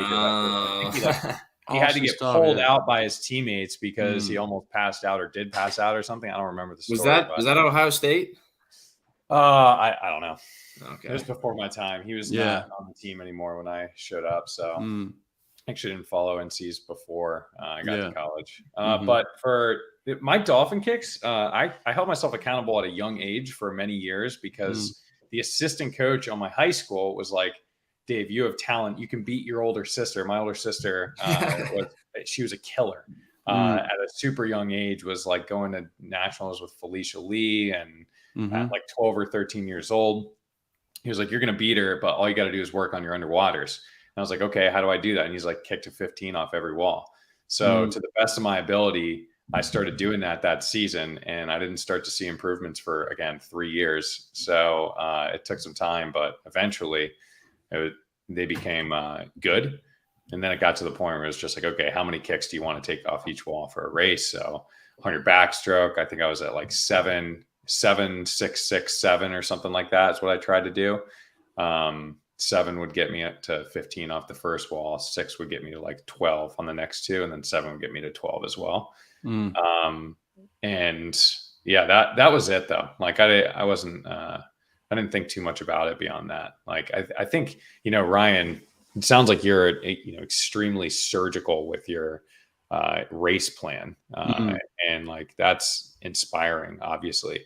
Do you think, like, have you ever gone into a season thinking, oh, I kind of want to change this because, maybe 8 kicks is too much underwater time and I need to change my hypoxic rhythm for the first lap or anything like that? Like, can you talk a little bit about that? Yeah. Todd and I, maybe my sophomore, because when I came into college, I was not an underwater kicker. I was old school, dive in, like 1-2 kicks, come right up, just spin. Nathan Adrian style. Yeah. The Nathan, the Colin. Yeah. But so, yeah, we tried to like, yeah, what if like build my underwaters, and it's like, okay, you're obviously very talented in underwaters, gifted. Like, so let's maximize it. Let's kick to 15. And like for the 50, yeah, it could work. But for the 100, like I think we were just getting diminishing returns. Each wall I could kick to 15, but like the swimming was starting to slow down. And then by the end, that last 25 was like, I don't like, maybe, probably not. I just get the optimal kicks of like 6 and then just get up and swim. So yeah, we kind of played around with it, kind of did some of that in the 100 fly, 100 back too.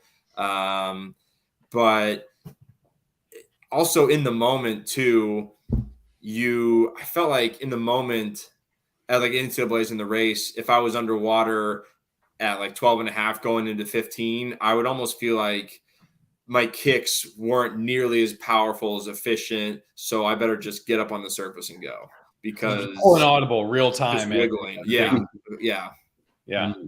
That's feel, man. That's where the talent is like being able to seriously like recognizing that. Now, like the swimming community, sorry for hijacking this a little bit, Brett. No, you're good, man. You go for it.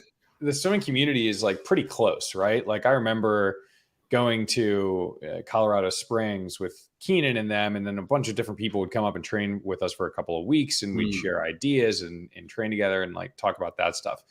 How deep of a relationship do you have with other guys in talking about these, surgical swims? And like, are you talking to Ryan Murphy about the 100 backstroke at all? Or are you talking to anyone else about like how they're approaching this specific aspect of their turn? And do you guys like, throw ideas off each other, or is that not really the case?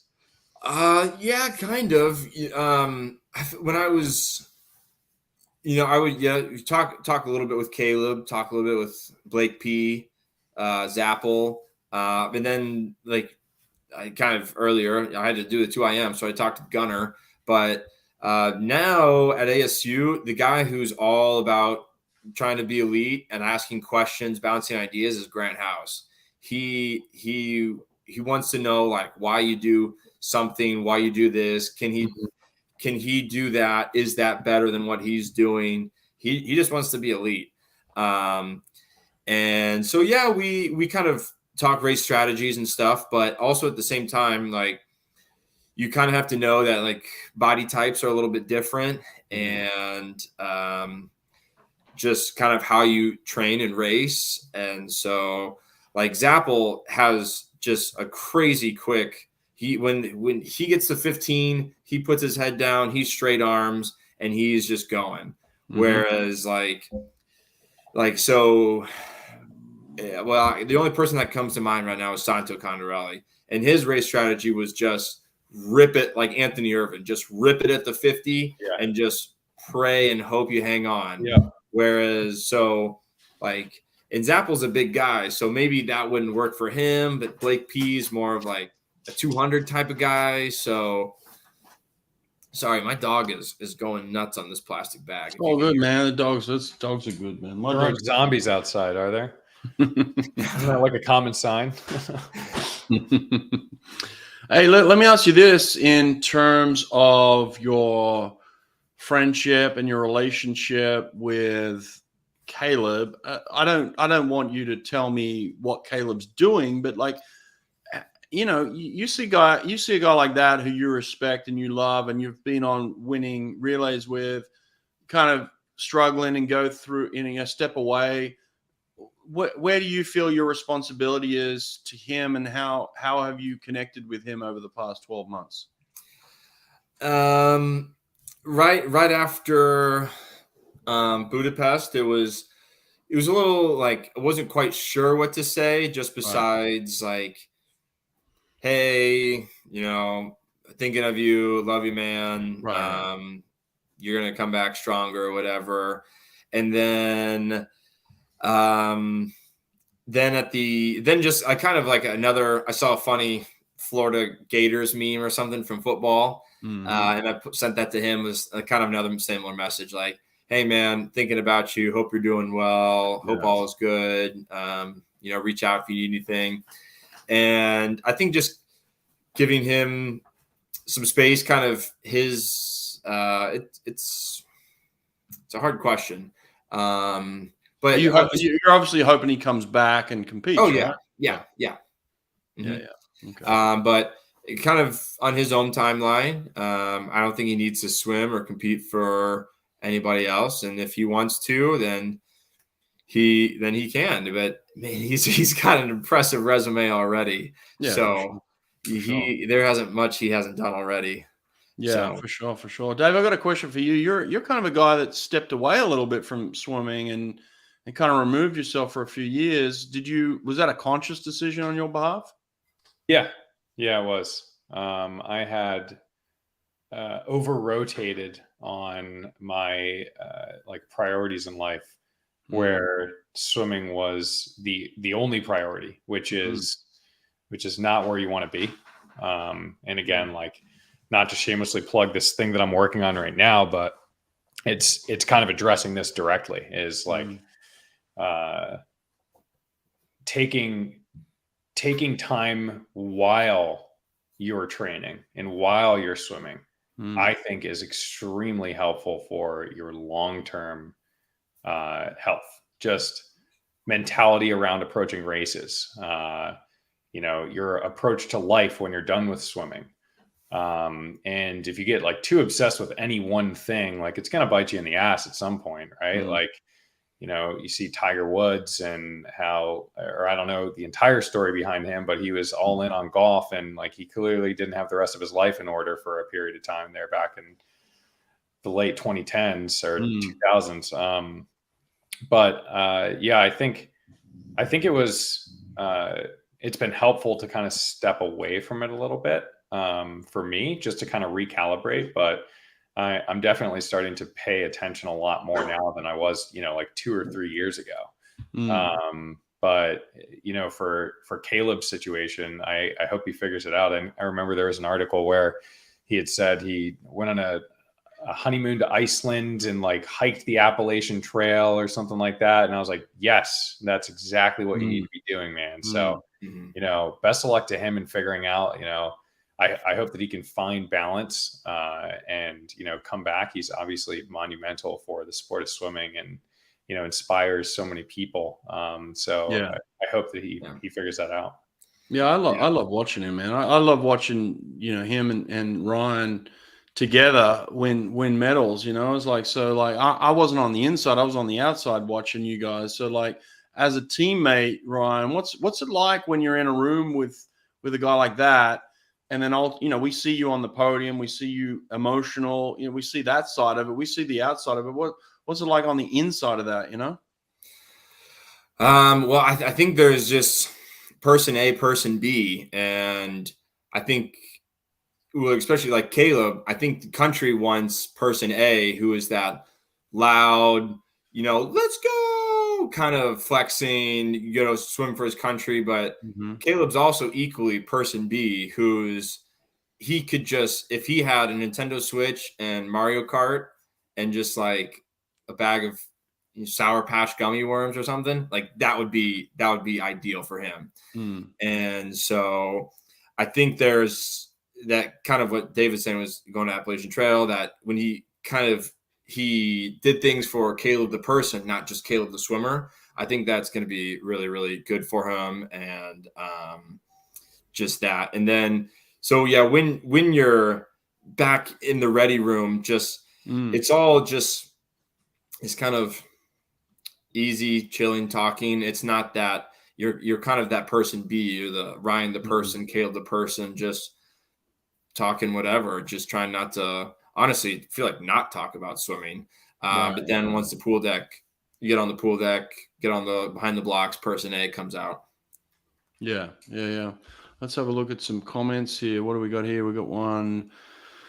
Great swimming mind. Yes, no doubt about it. Glad you're back. Thanks for the insights. Very inspirational. Remind us again, what is this thing you're talking about? What is coming out for you? What are you working on here, Dave? I don't want to talk too much about it right now. It's perfect. Okay. It's just I'll give you like the very high level, and it's just a way for people to approach swimming with a little bit more balance, because I think everyone starts to go stir crazy from even a younger age, like high school. It's kind of crazy in retrospect, thinking about having spent 3 to 4 hours a day in a pool staring at a black line while growing into a human being. And like during your high school years. And I think there needs to be a little bit more support around that. So gonna try to solve that problem with a little network thing. But cool.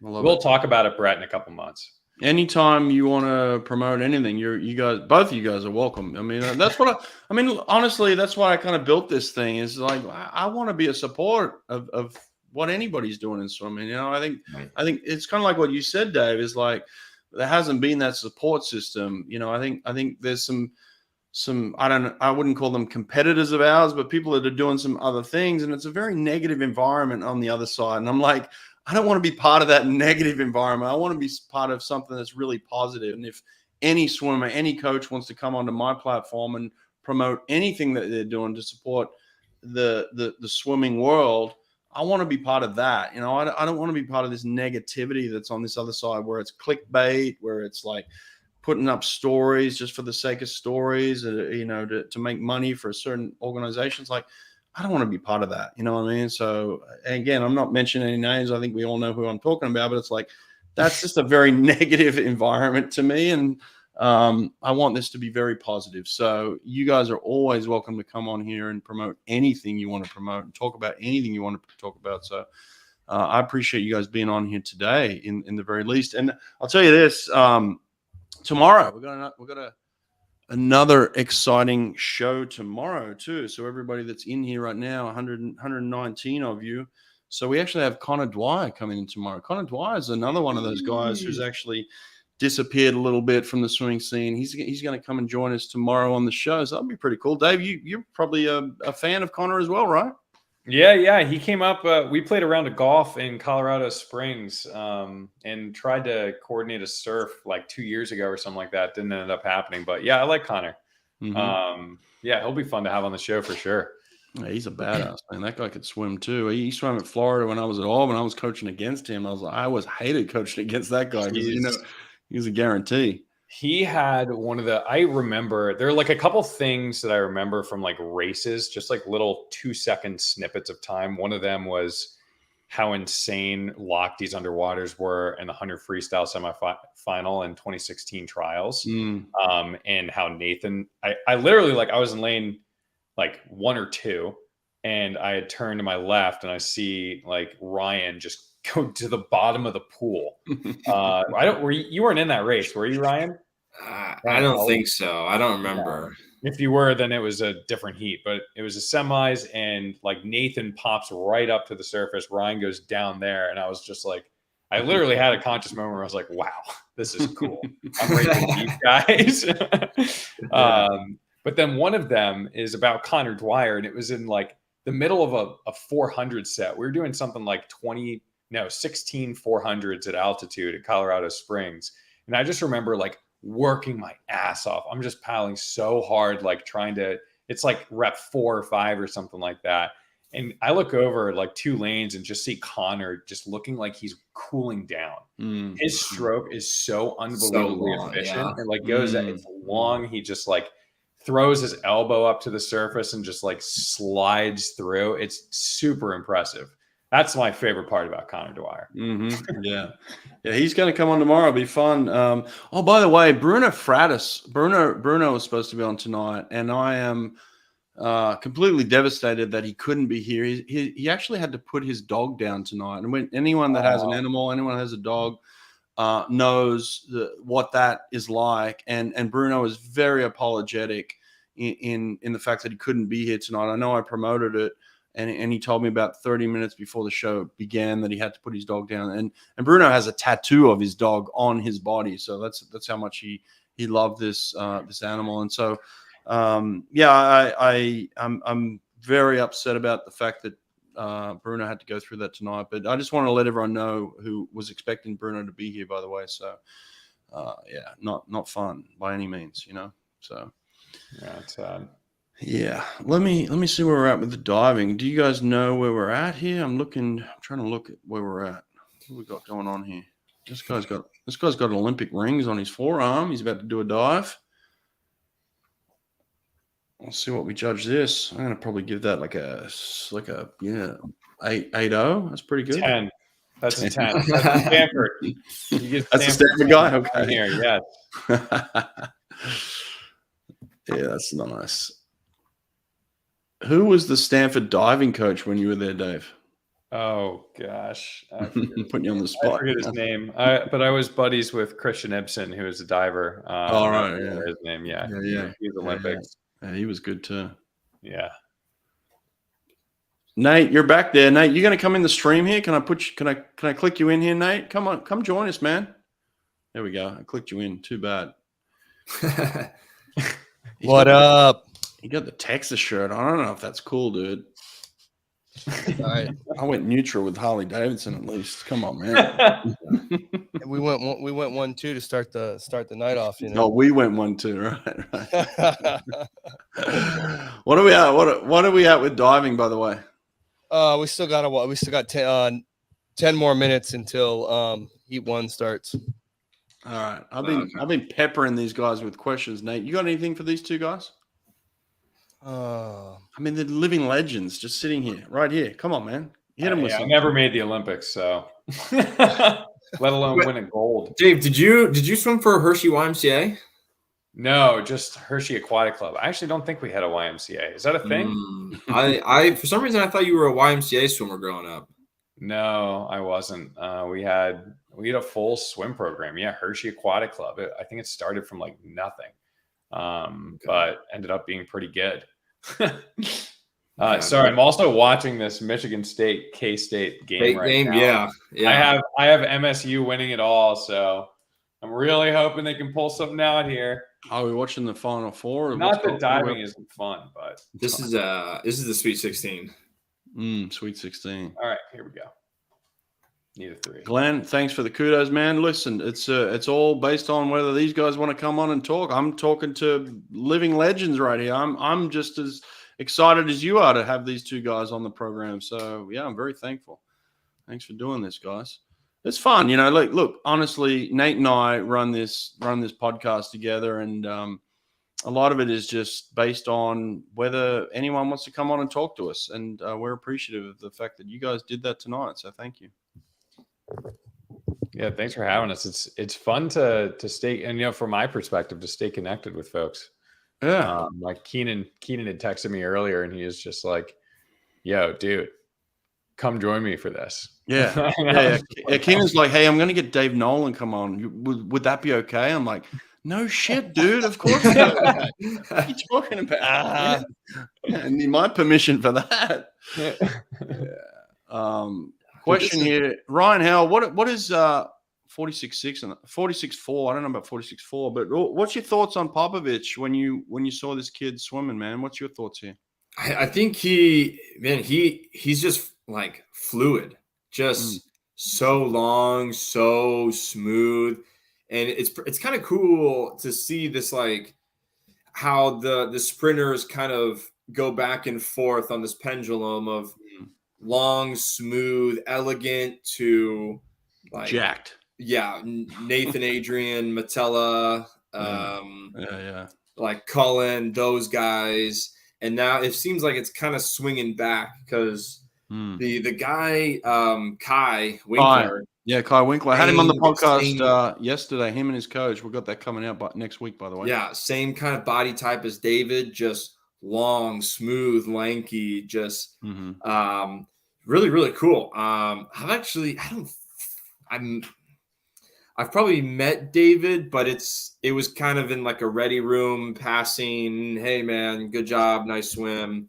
So, but 46.4, yeah, that'd be crazy. That'd be because is he 19, 18, turning 19? Yeah, I think he's just 18. Yeah, he's 18. Yeah, ridiculous.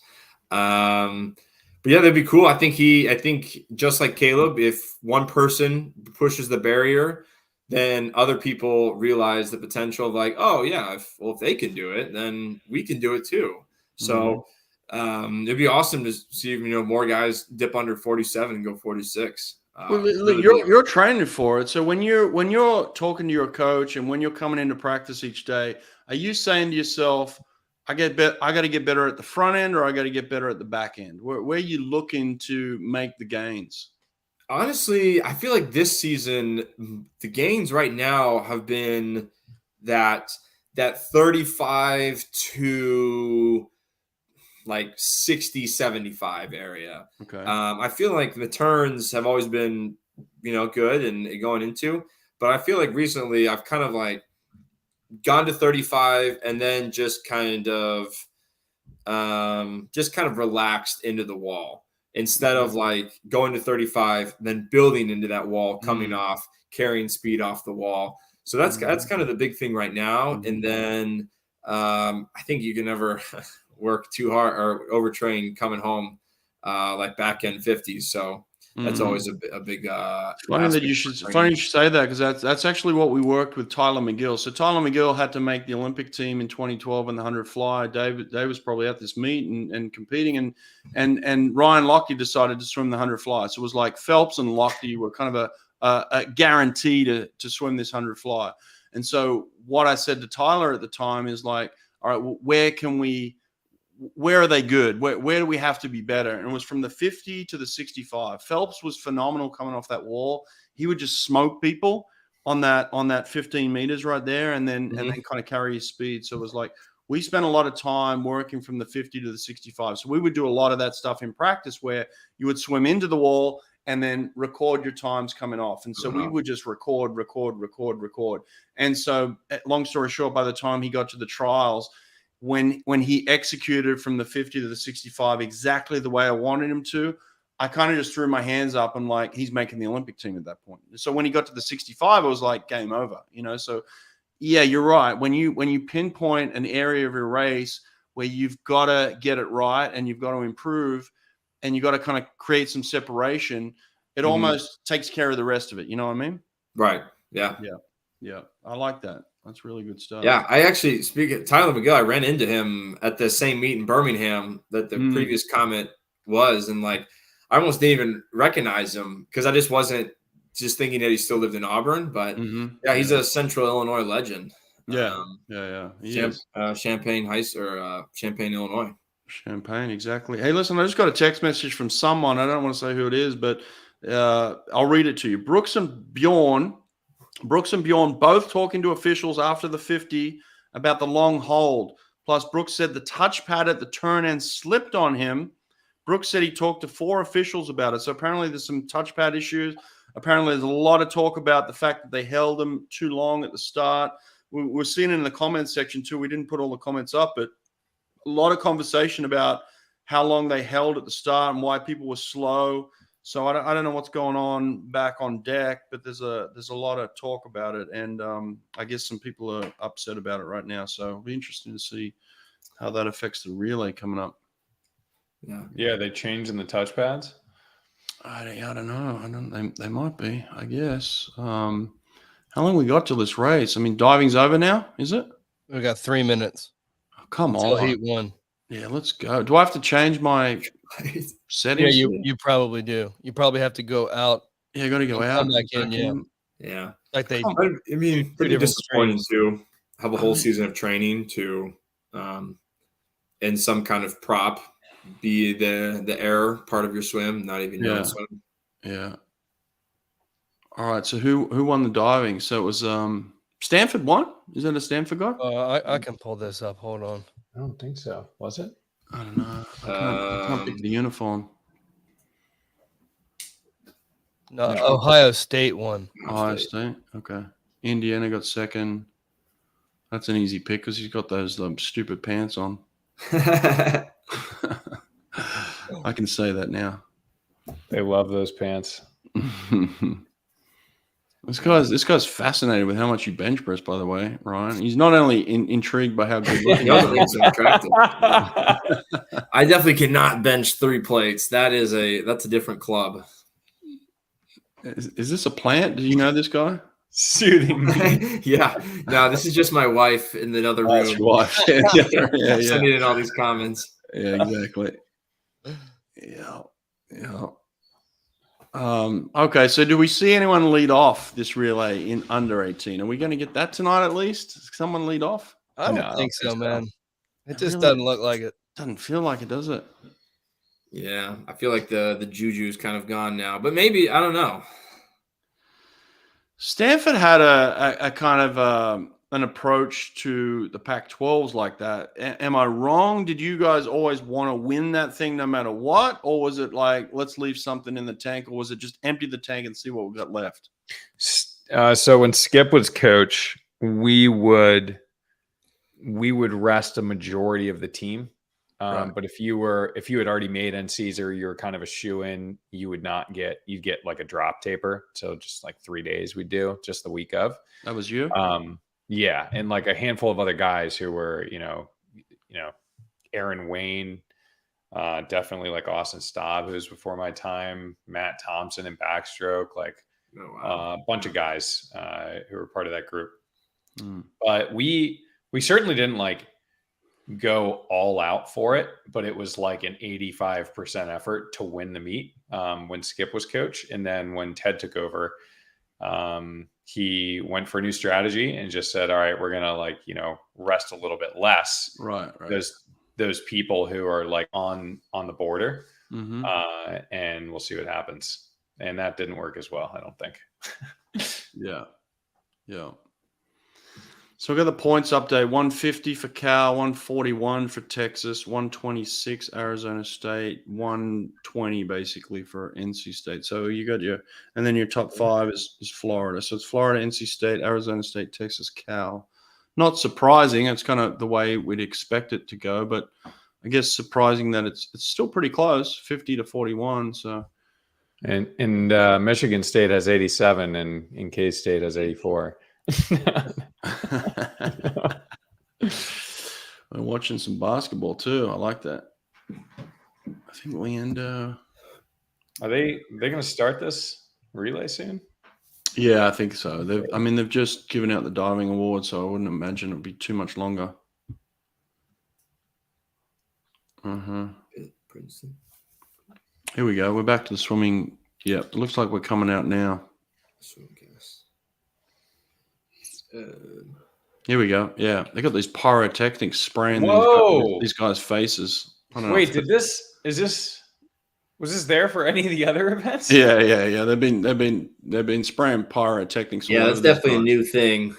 We didn't have pyrotechnics back in my NCAA time. That's Not why everyone's got their NCAAs, but at goggles on. trials. Do you remember when they were throwing the flames up on the side, Ryan? Oh You yeah, yeah, could feel it. Yeah. yeah. You can feel the heat. Right in Yeah. the pool. Yeah, that was brutal. Texas in the first heat here, so these boys are going straight up. Ooh.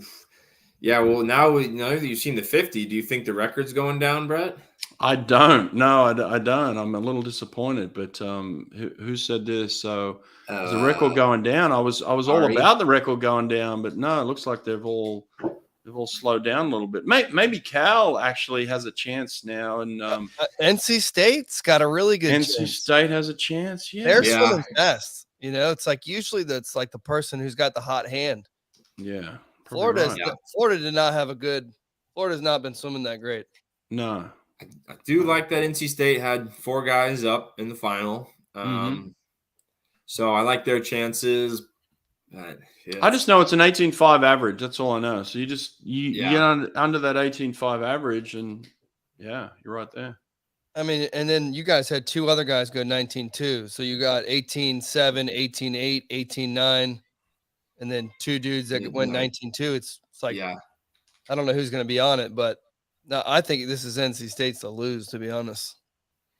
Yeah, you're probably right. Who's out here in lane 2? Is it lane 2? I mean, I don't know. ASU could be in there too. Dolan, a guy named Johnny Kulo, The freshman. Yeah, freshman from Wyoming, he's just good. like ridiculously strong and good. Hey Ryan, what about this? What about this for a little brag? 23 years ago, 18.6. Not too bad, right? That's really good. Were you wearing one of those super suits, Brett? I was wearing the brief, man. I had the brief. Wow. I mean, it was Wait, relay or flat start? relay 18.6. Yeah, That's still 18.6. super impressive. That's 23 years ago. Awesome. It wasn't bad. It was at this pool actually, right here at this pool. Yeah, same cool. pool. Wow, 23 that's years so ago. cool. Yeah. I No remember. wedges and anything. Yeah, You know, no Oh, wedges, nothing. The funny thing is, I remember being drug tested at the end of the meet. And I was last out of the drug testing, and there was no one else at the pool. They turned the lights off, and I remember just sitting behind the blocks and thinking to myself, "Man, I just had the greatest meet of my life." It was one of those moments. You know, you have those moments where it's like you kind of reminisce, and yeah, cool pool. It was a very fast pool. What did Texas go there? They went 1:15.5 with the victory from lane 6. 1:15.5. Okay. All right. Okay. Here we go. Yeah. Not bad. I don't know. It looked like a false start to me. Harvard, Arizona, Indiana, Michigan, UT, Stanford. Did you ever overlap with Eugene, David? We didn't swim on the same NCAA team together, but he was like a volunteer assistant coach when I was on the team. But I'm buddies with him. Why is that? Do you keep in touch? No, well, he came and trained at NC State for a year or so, going into 2016. Was that when he won the 50 backstroke at Worlds? I thought that was like 2013. Oh, it was way earlier. Okay. Yeah. Yeah. But yeah, he won that in lane 8. Like, yes, that was cool. That was crazy. But he's awesome guy. I didn't know if you overswam with him, but he is super great leader, funny guy, just honestly a good person to have on the pool deck. So down to earth. Yeah. Good musician too. Yeah, he's a great pianist. You guys got to go in and name his songs. He like comes up with those little like 2-minute songs and he puts them on Instagram. You're supposed to comment with a name for it. Everyone has to do that. Who's listening? Nice. All right, cool. His next song, Pyrotechnics, that's for sure. It's like super slow and chill. Pyrotechnics. Here we go. The boys are lining up. This is a good one. Here come the trees. It is super weird that it's at the end of the meet. Are those meet shooting sleeves? Yeah. I don't know what they're doing. Yeah, it is weird that the 2 free is last. Yeah. Like, I know it doesn't feel the same. Yeah. Brett, if you had done one thing different in your swimming career, what would it be? Win more. I would have won more for sure. Definitely wouldn't have come second as much as I did. Reframe that as controlling the outcome. Yeah, exactly. Charla, that's right. 22, size 22 paper suit. Yeah, the paper suits. They were classic, weren't they? I love those paper suits. Hey, All right, here we go. We got Harvard and Stanford in this final. That's kind of cool. Here we go. Nerds. All right, nerds are up on the blocks. Here we go. Yeah, The tension is high. this is huge. Virginia Tech, Indiana. Oh, this isn't even the last heat. Okay. No. Oh, what? No. Oh, we got 3 heats. You're a there. 3? Yeah. Oh. This is Heat 2. Yeah, so we haven't had the dogs come out. Had Florida, Cal. The big dogs. Yeah. We've got Yusuf in the water right now. He's getting a lead for Virginia Tech. What's he going to split an 18 here? 18-6. 18-6. There we go. Oh, Good swim. nice. Damn. Good. That's good for him. Oof. I think they got deked in their relay last night, Virginia Tech. So hopefully they can hold sure it did. together. And they got some good guys too. They got all those Spanish guys. Yeah, good changeover there. And they've actually they swam well this morning too. And they're holding on here. They're looking pretty good.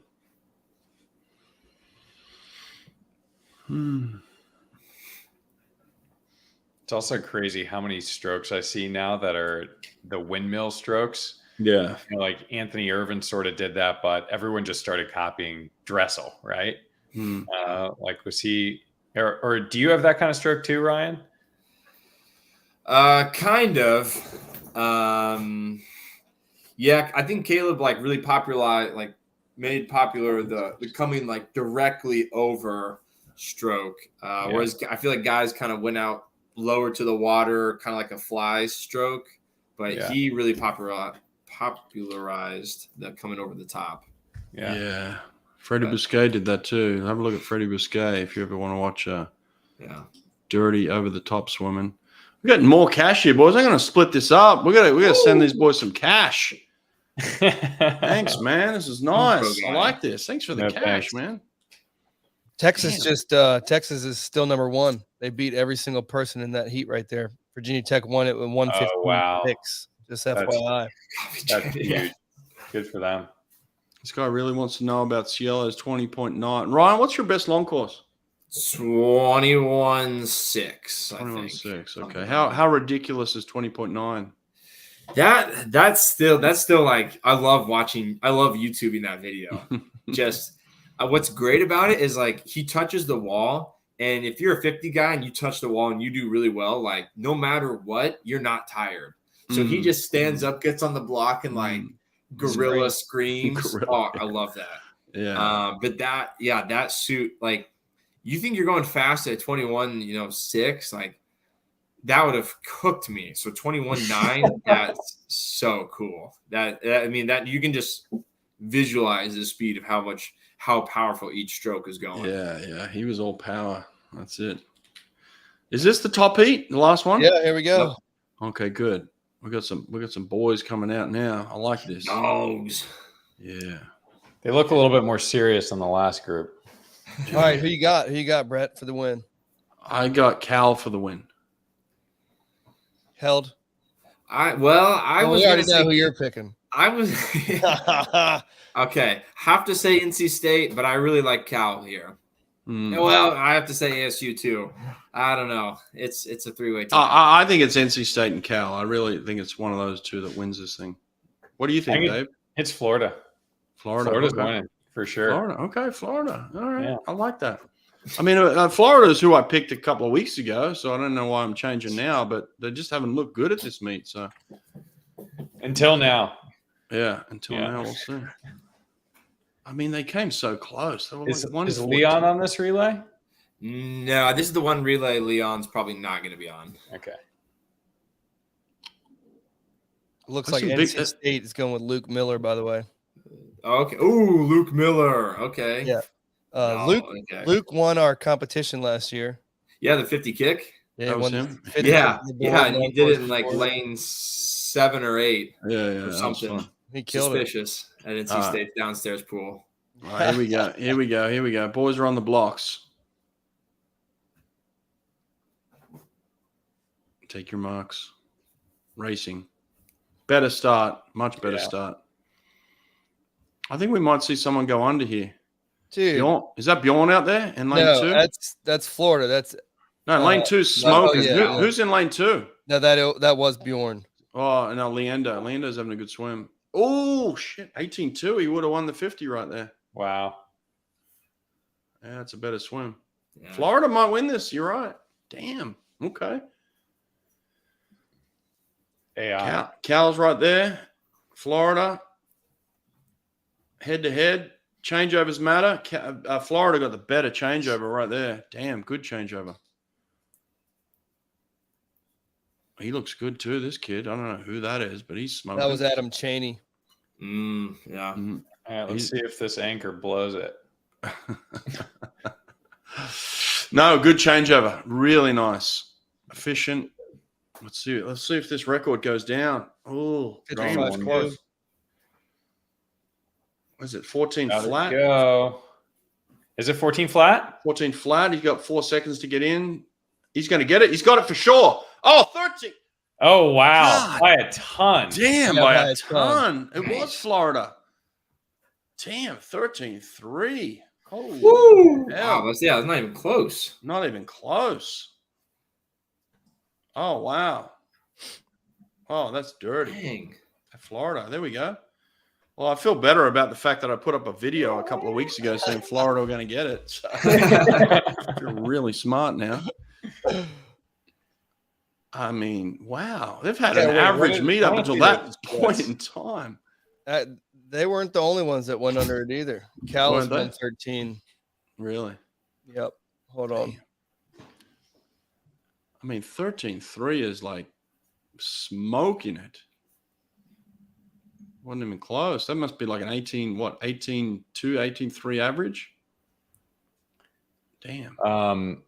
I'm glad I get to go out on a winning prediction there, but I did push back my 5:30 to 6, which is now. Yeah, man. But I appreciate Brett, it. this was awesome, Ryan. It was awesome hanging out Yeah, with David, both this you is guys and So nice Yeah. to meet you. Loved it, man. Hey, Yeah. anytime you want to come on, you tell me anytime. You're welcome, all right? Cool. Thank you so much. All right, Appreciate guys. it. All right. Take it easy. Later, Yeah. dude. Bye. That was cool. What a good dude. 18, There we go. 18, There we go. 18. Yeah, that's like an 18-3 average right there. Yeah. Yeah, that's Sheesh. smoking. That's good. That's some good swimming. Good for them. Congratulations. There we go. What did NC State end up coming there? Third. 114.4. Mm, Oh, it's close. Yep. yeah. There we go. Florida boys, 13-3. Damn. Yep. You never put these. They always got to have some guy click a button for the results to get sent. And when it's the last event of the night, they just forget to click the goddamn button all the time. So they're not coming through here. I'm watching the interviews right now. What were the ASU guys? Good I don't know, question. good question. This guy looks like he's going to cry. Not the tallest guys, too. I mean, they're just good, solid swimming right there. Oh, yeah. Florida coaching staff's pumped up. All right. Well, I'm going to cut that stream off. There we go. got that record, Finally gone, man. After all these years. Out. Beautiful. I love it. Ryan, what was your event on day? I mean, I guess it's officially day 3 now. What was your 100 fly? Yeah, my first 2 years I did the 2 free. My last 2 years I did the 100 fly. Why the change?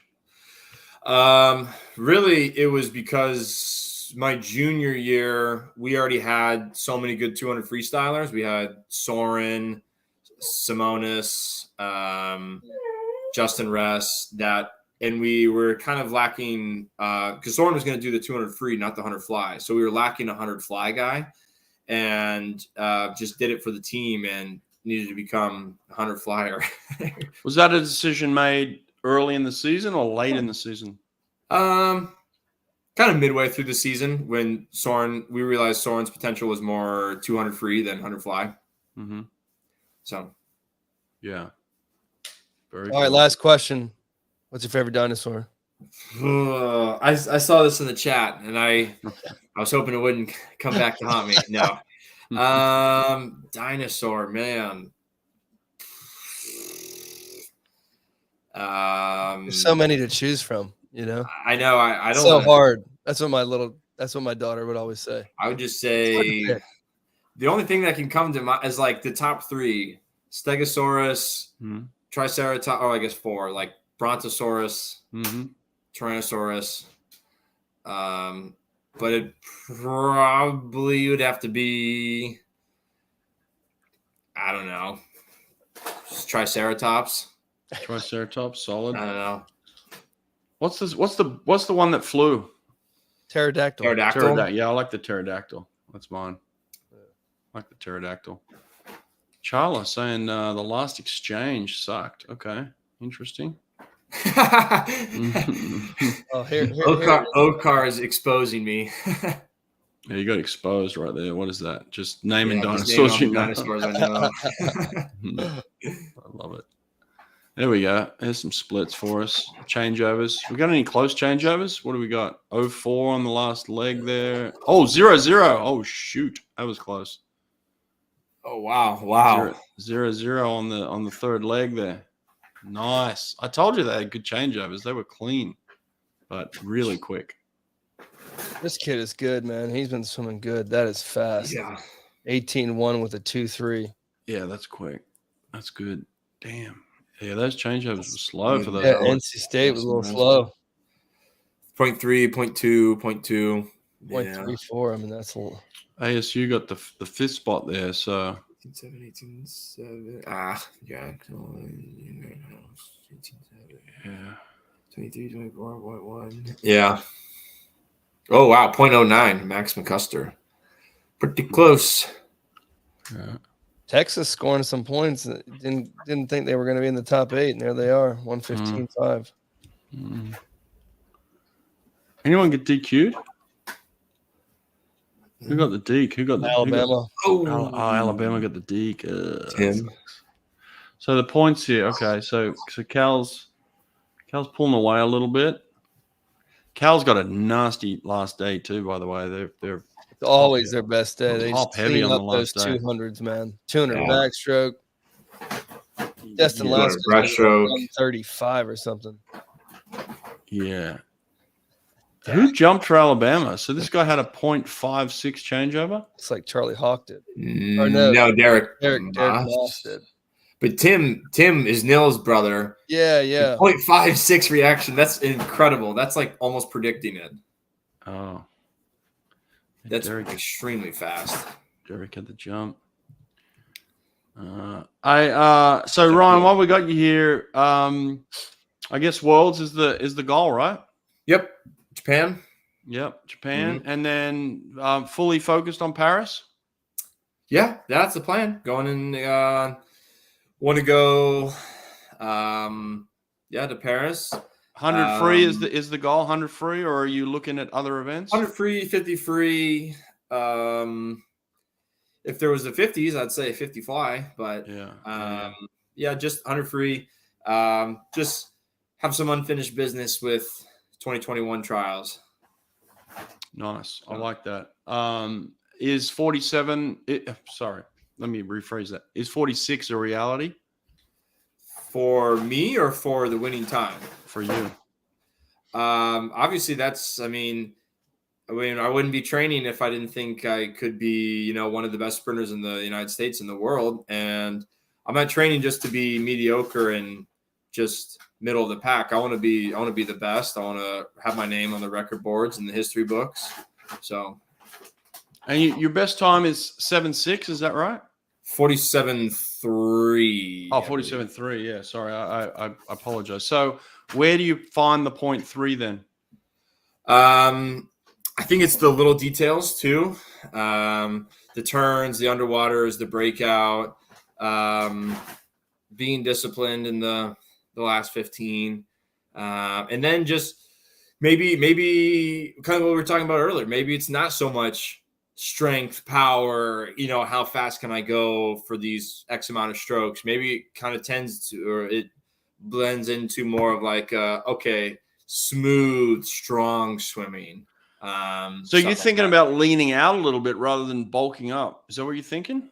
Well, I mean, it definitely could be a possibility. I think I don't think I necessarily need to be as big as I probably was in like short course worlds in Abu Dhabi. I was probably too tanky. I needed to lean out a little bit more because when I was in Palo Alto for that nationals, I was probably some of my like leanest I've ever been. Mm-hmm. Nice. So. Listen, when you're at your best, man, you're beautiful. You're as good as anyone in the world. There's no doubt about it. So keep doing what you're doing, man. Nate and I are both fans of yours. We love watching you swim. We love watching you compete, man. So thank you. Yeah, thank you. Keep doing it, man. We appreciate you being on here tonight. Thank you for doing this. Yeah. Wait, just here. Oh, there we go. Oh, damn, that's a big dog. She's been in the background and at my feet for like all sessions zooming. So. And I feel like she's been wanting to get on camera. So this is Millie. Millie, yeah. Millie. What's up, Millie? Yeah. She, if you could hear, she's been crunching on this Panera bag underneath my chair. And I've been trying to fight her not to chew on it. And then she's been up here chewing on her bone and jumping around. So I hope that wasn't too distracting. That's live TV, man. We love it. It's beautiful. Yeah, it's fun. No, listen, you're welcome back anytime, by the way. Thanks for doing this, all right? Yeah, thank you. Thank you for having me on such short notice. Yeah, it was fun. Appreciate you filling in for Bruno and his stuff that he had to go through. Yeah, not fun. So yeah, anytime, man. All right, appreciate it. Hey, it's been good. We'll see you back tomorrow night, everybody. Thanks for being here. Thank you. Thank you for the questions, everybody.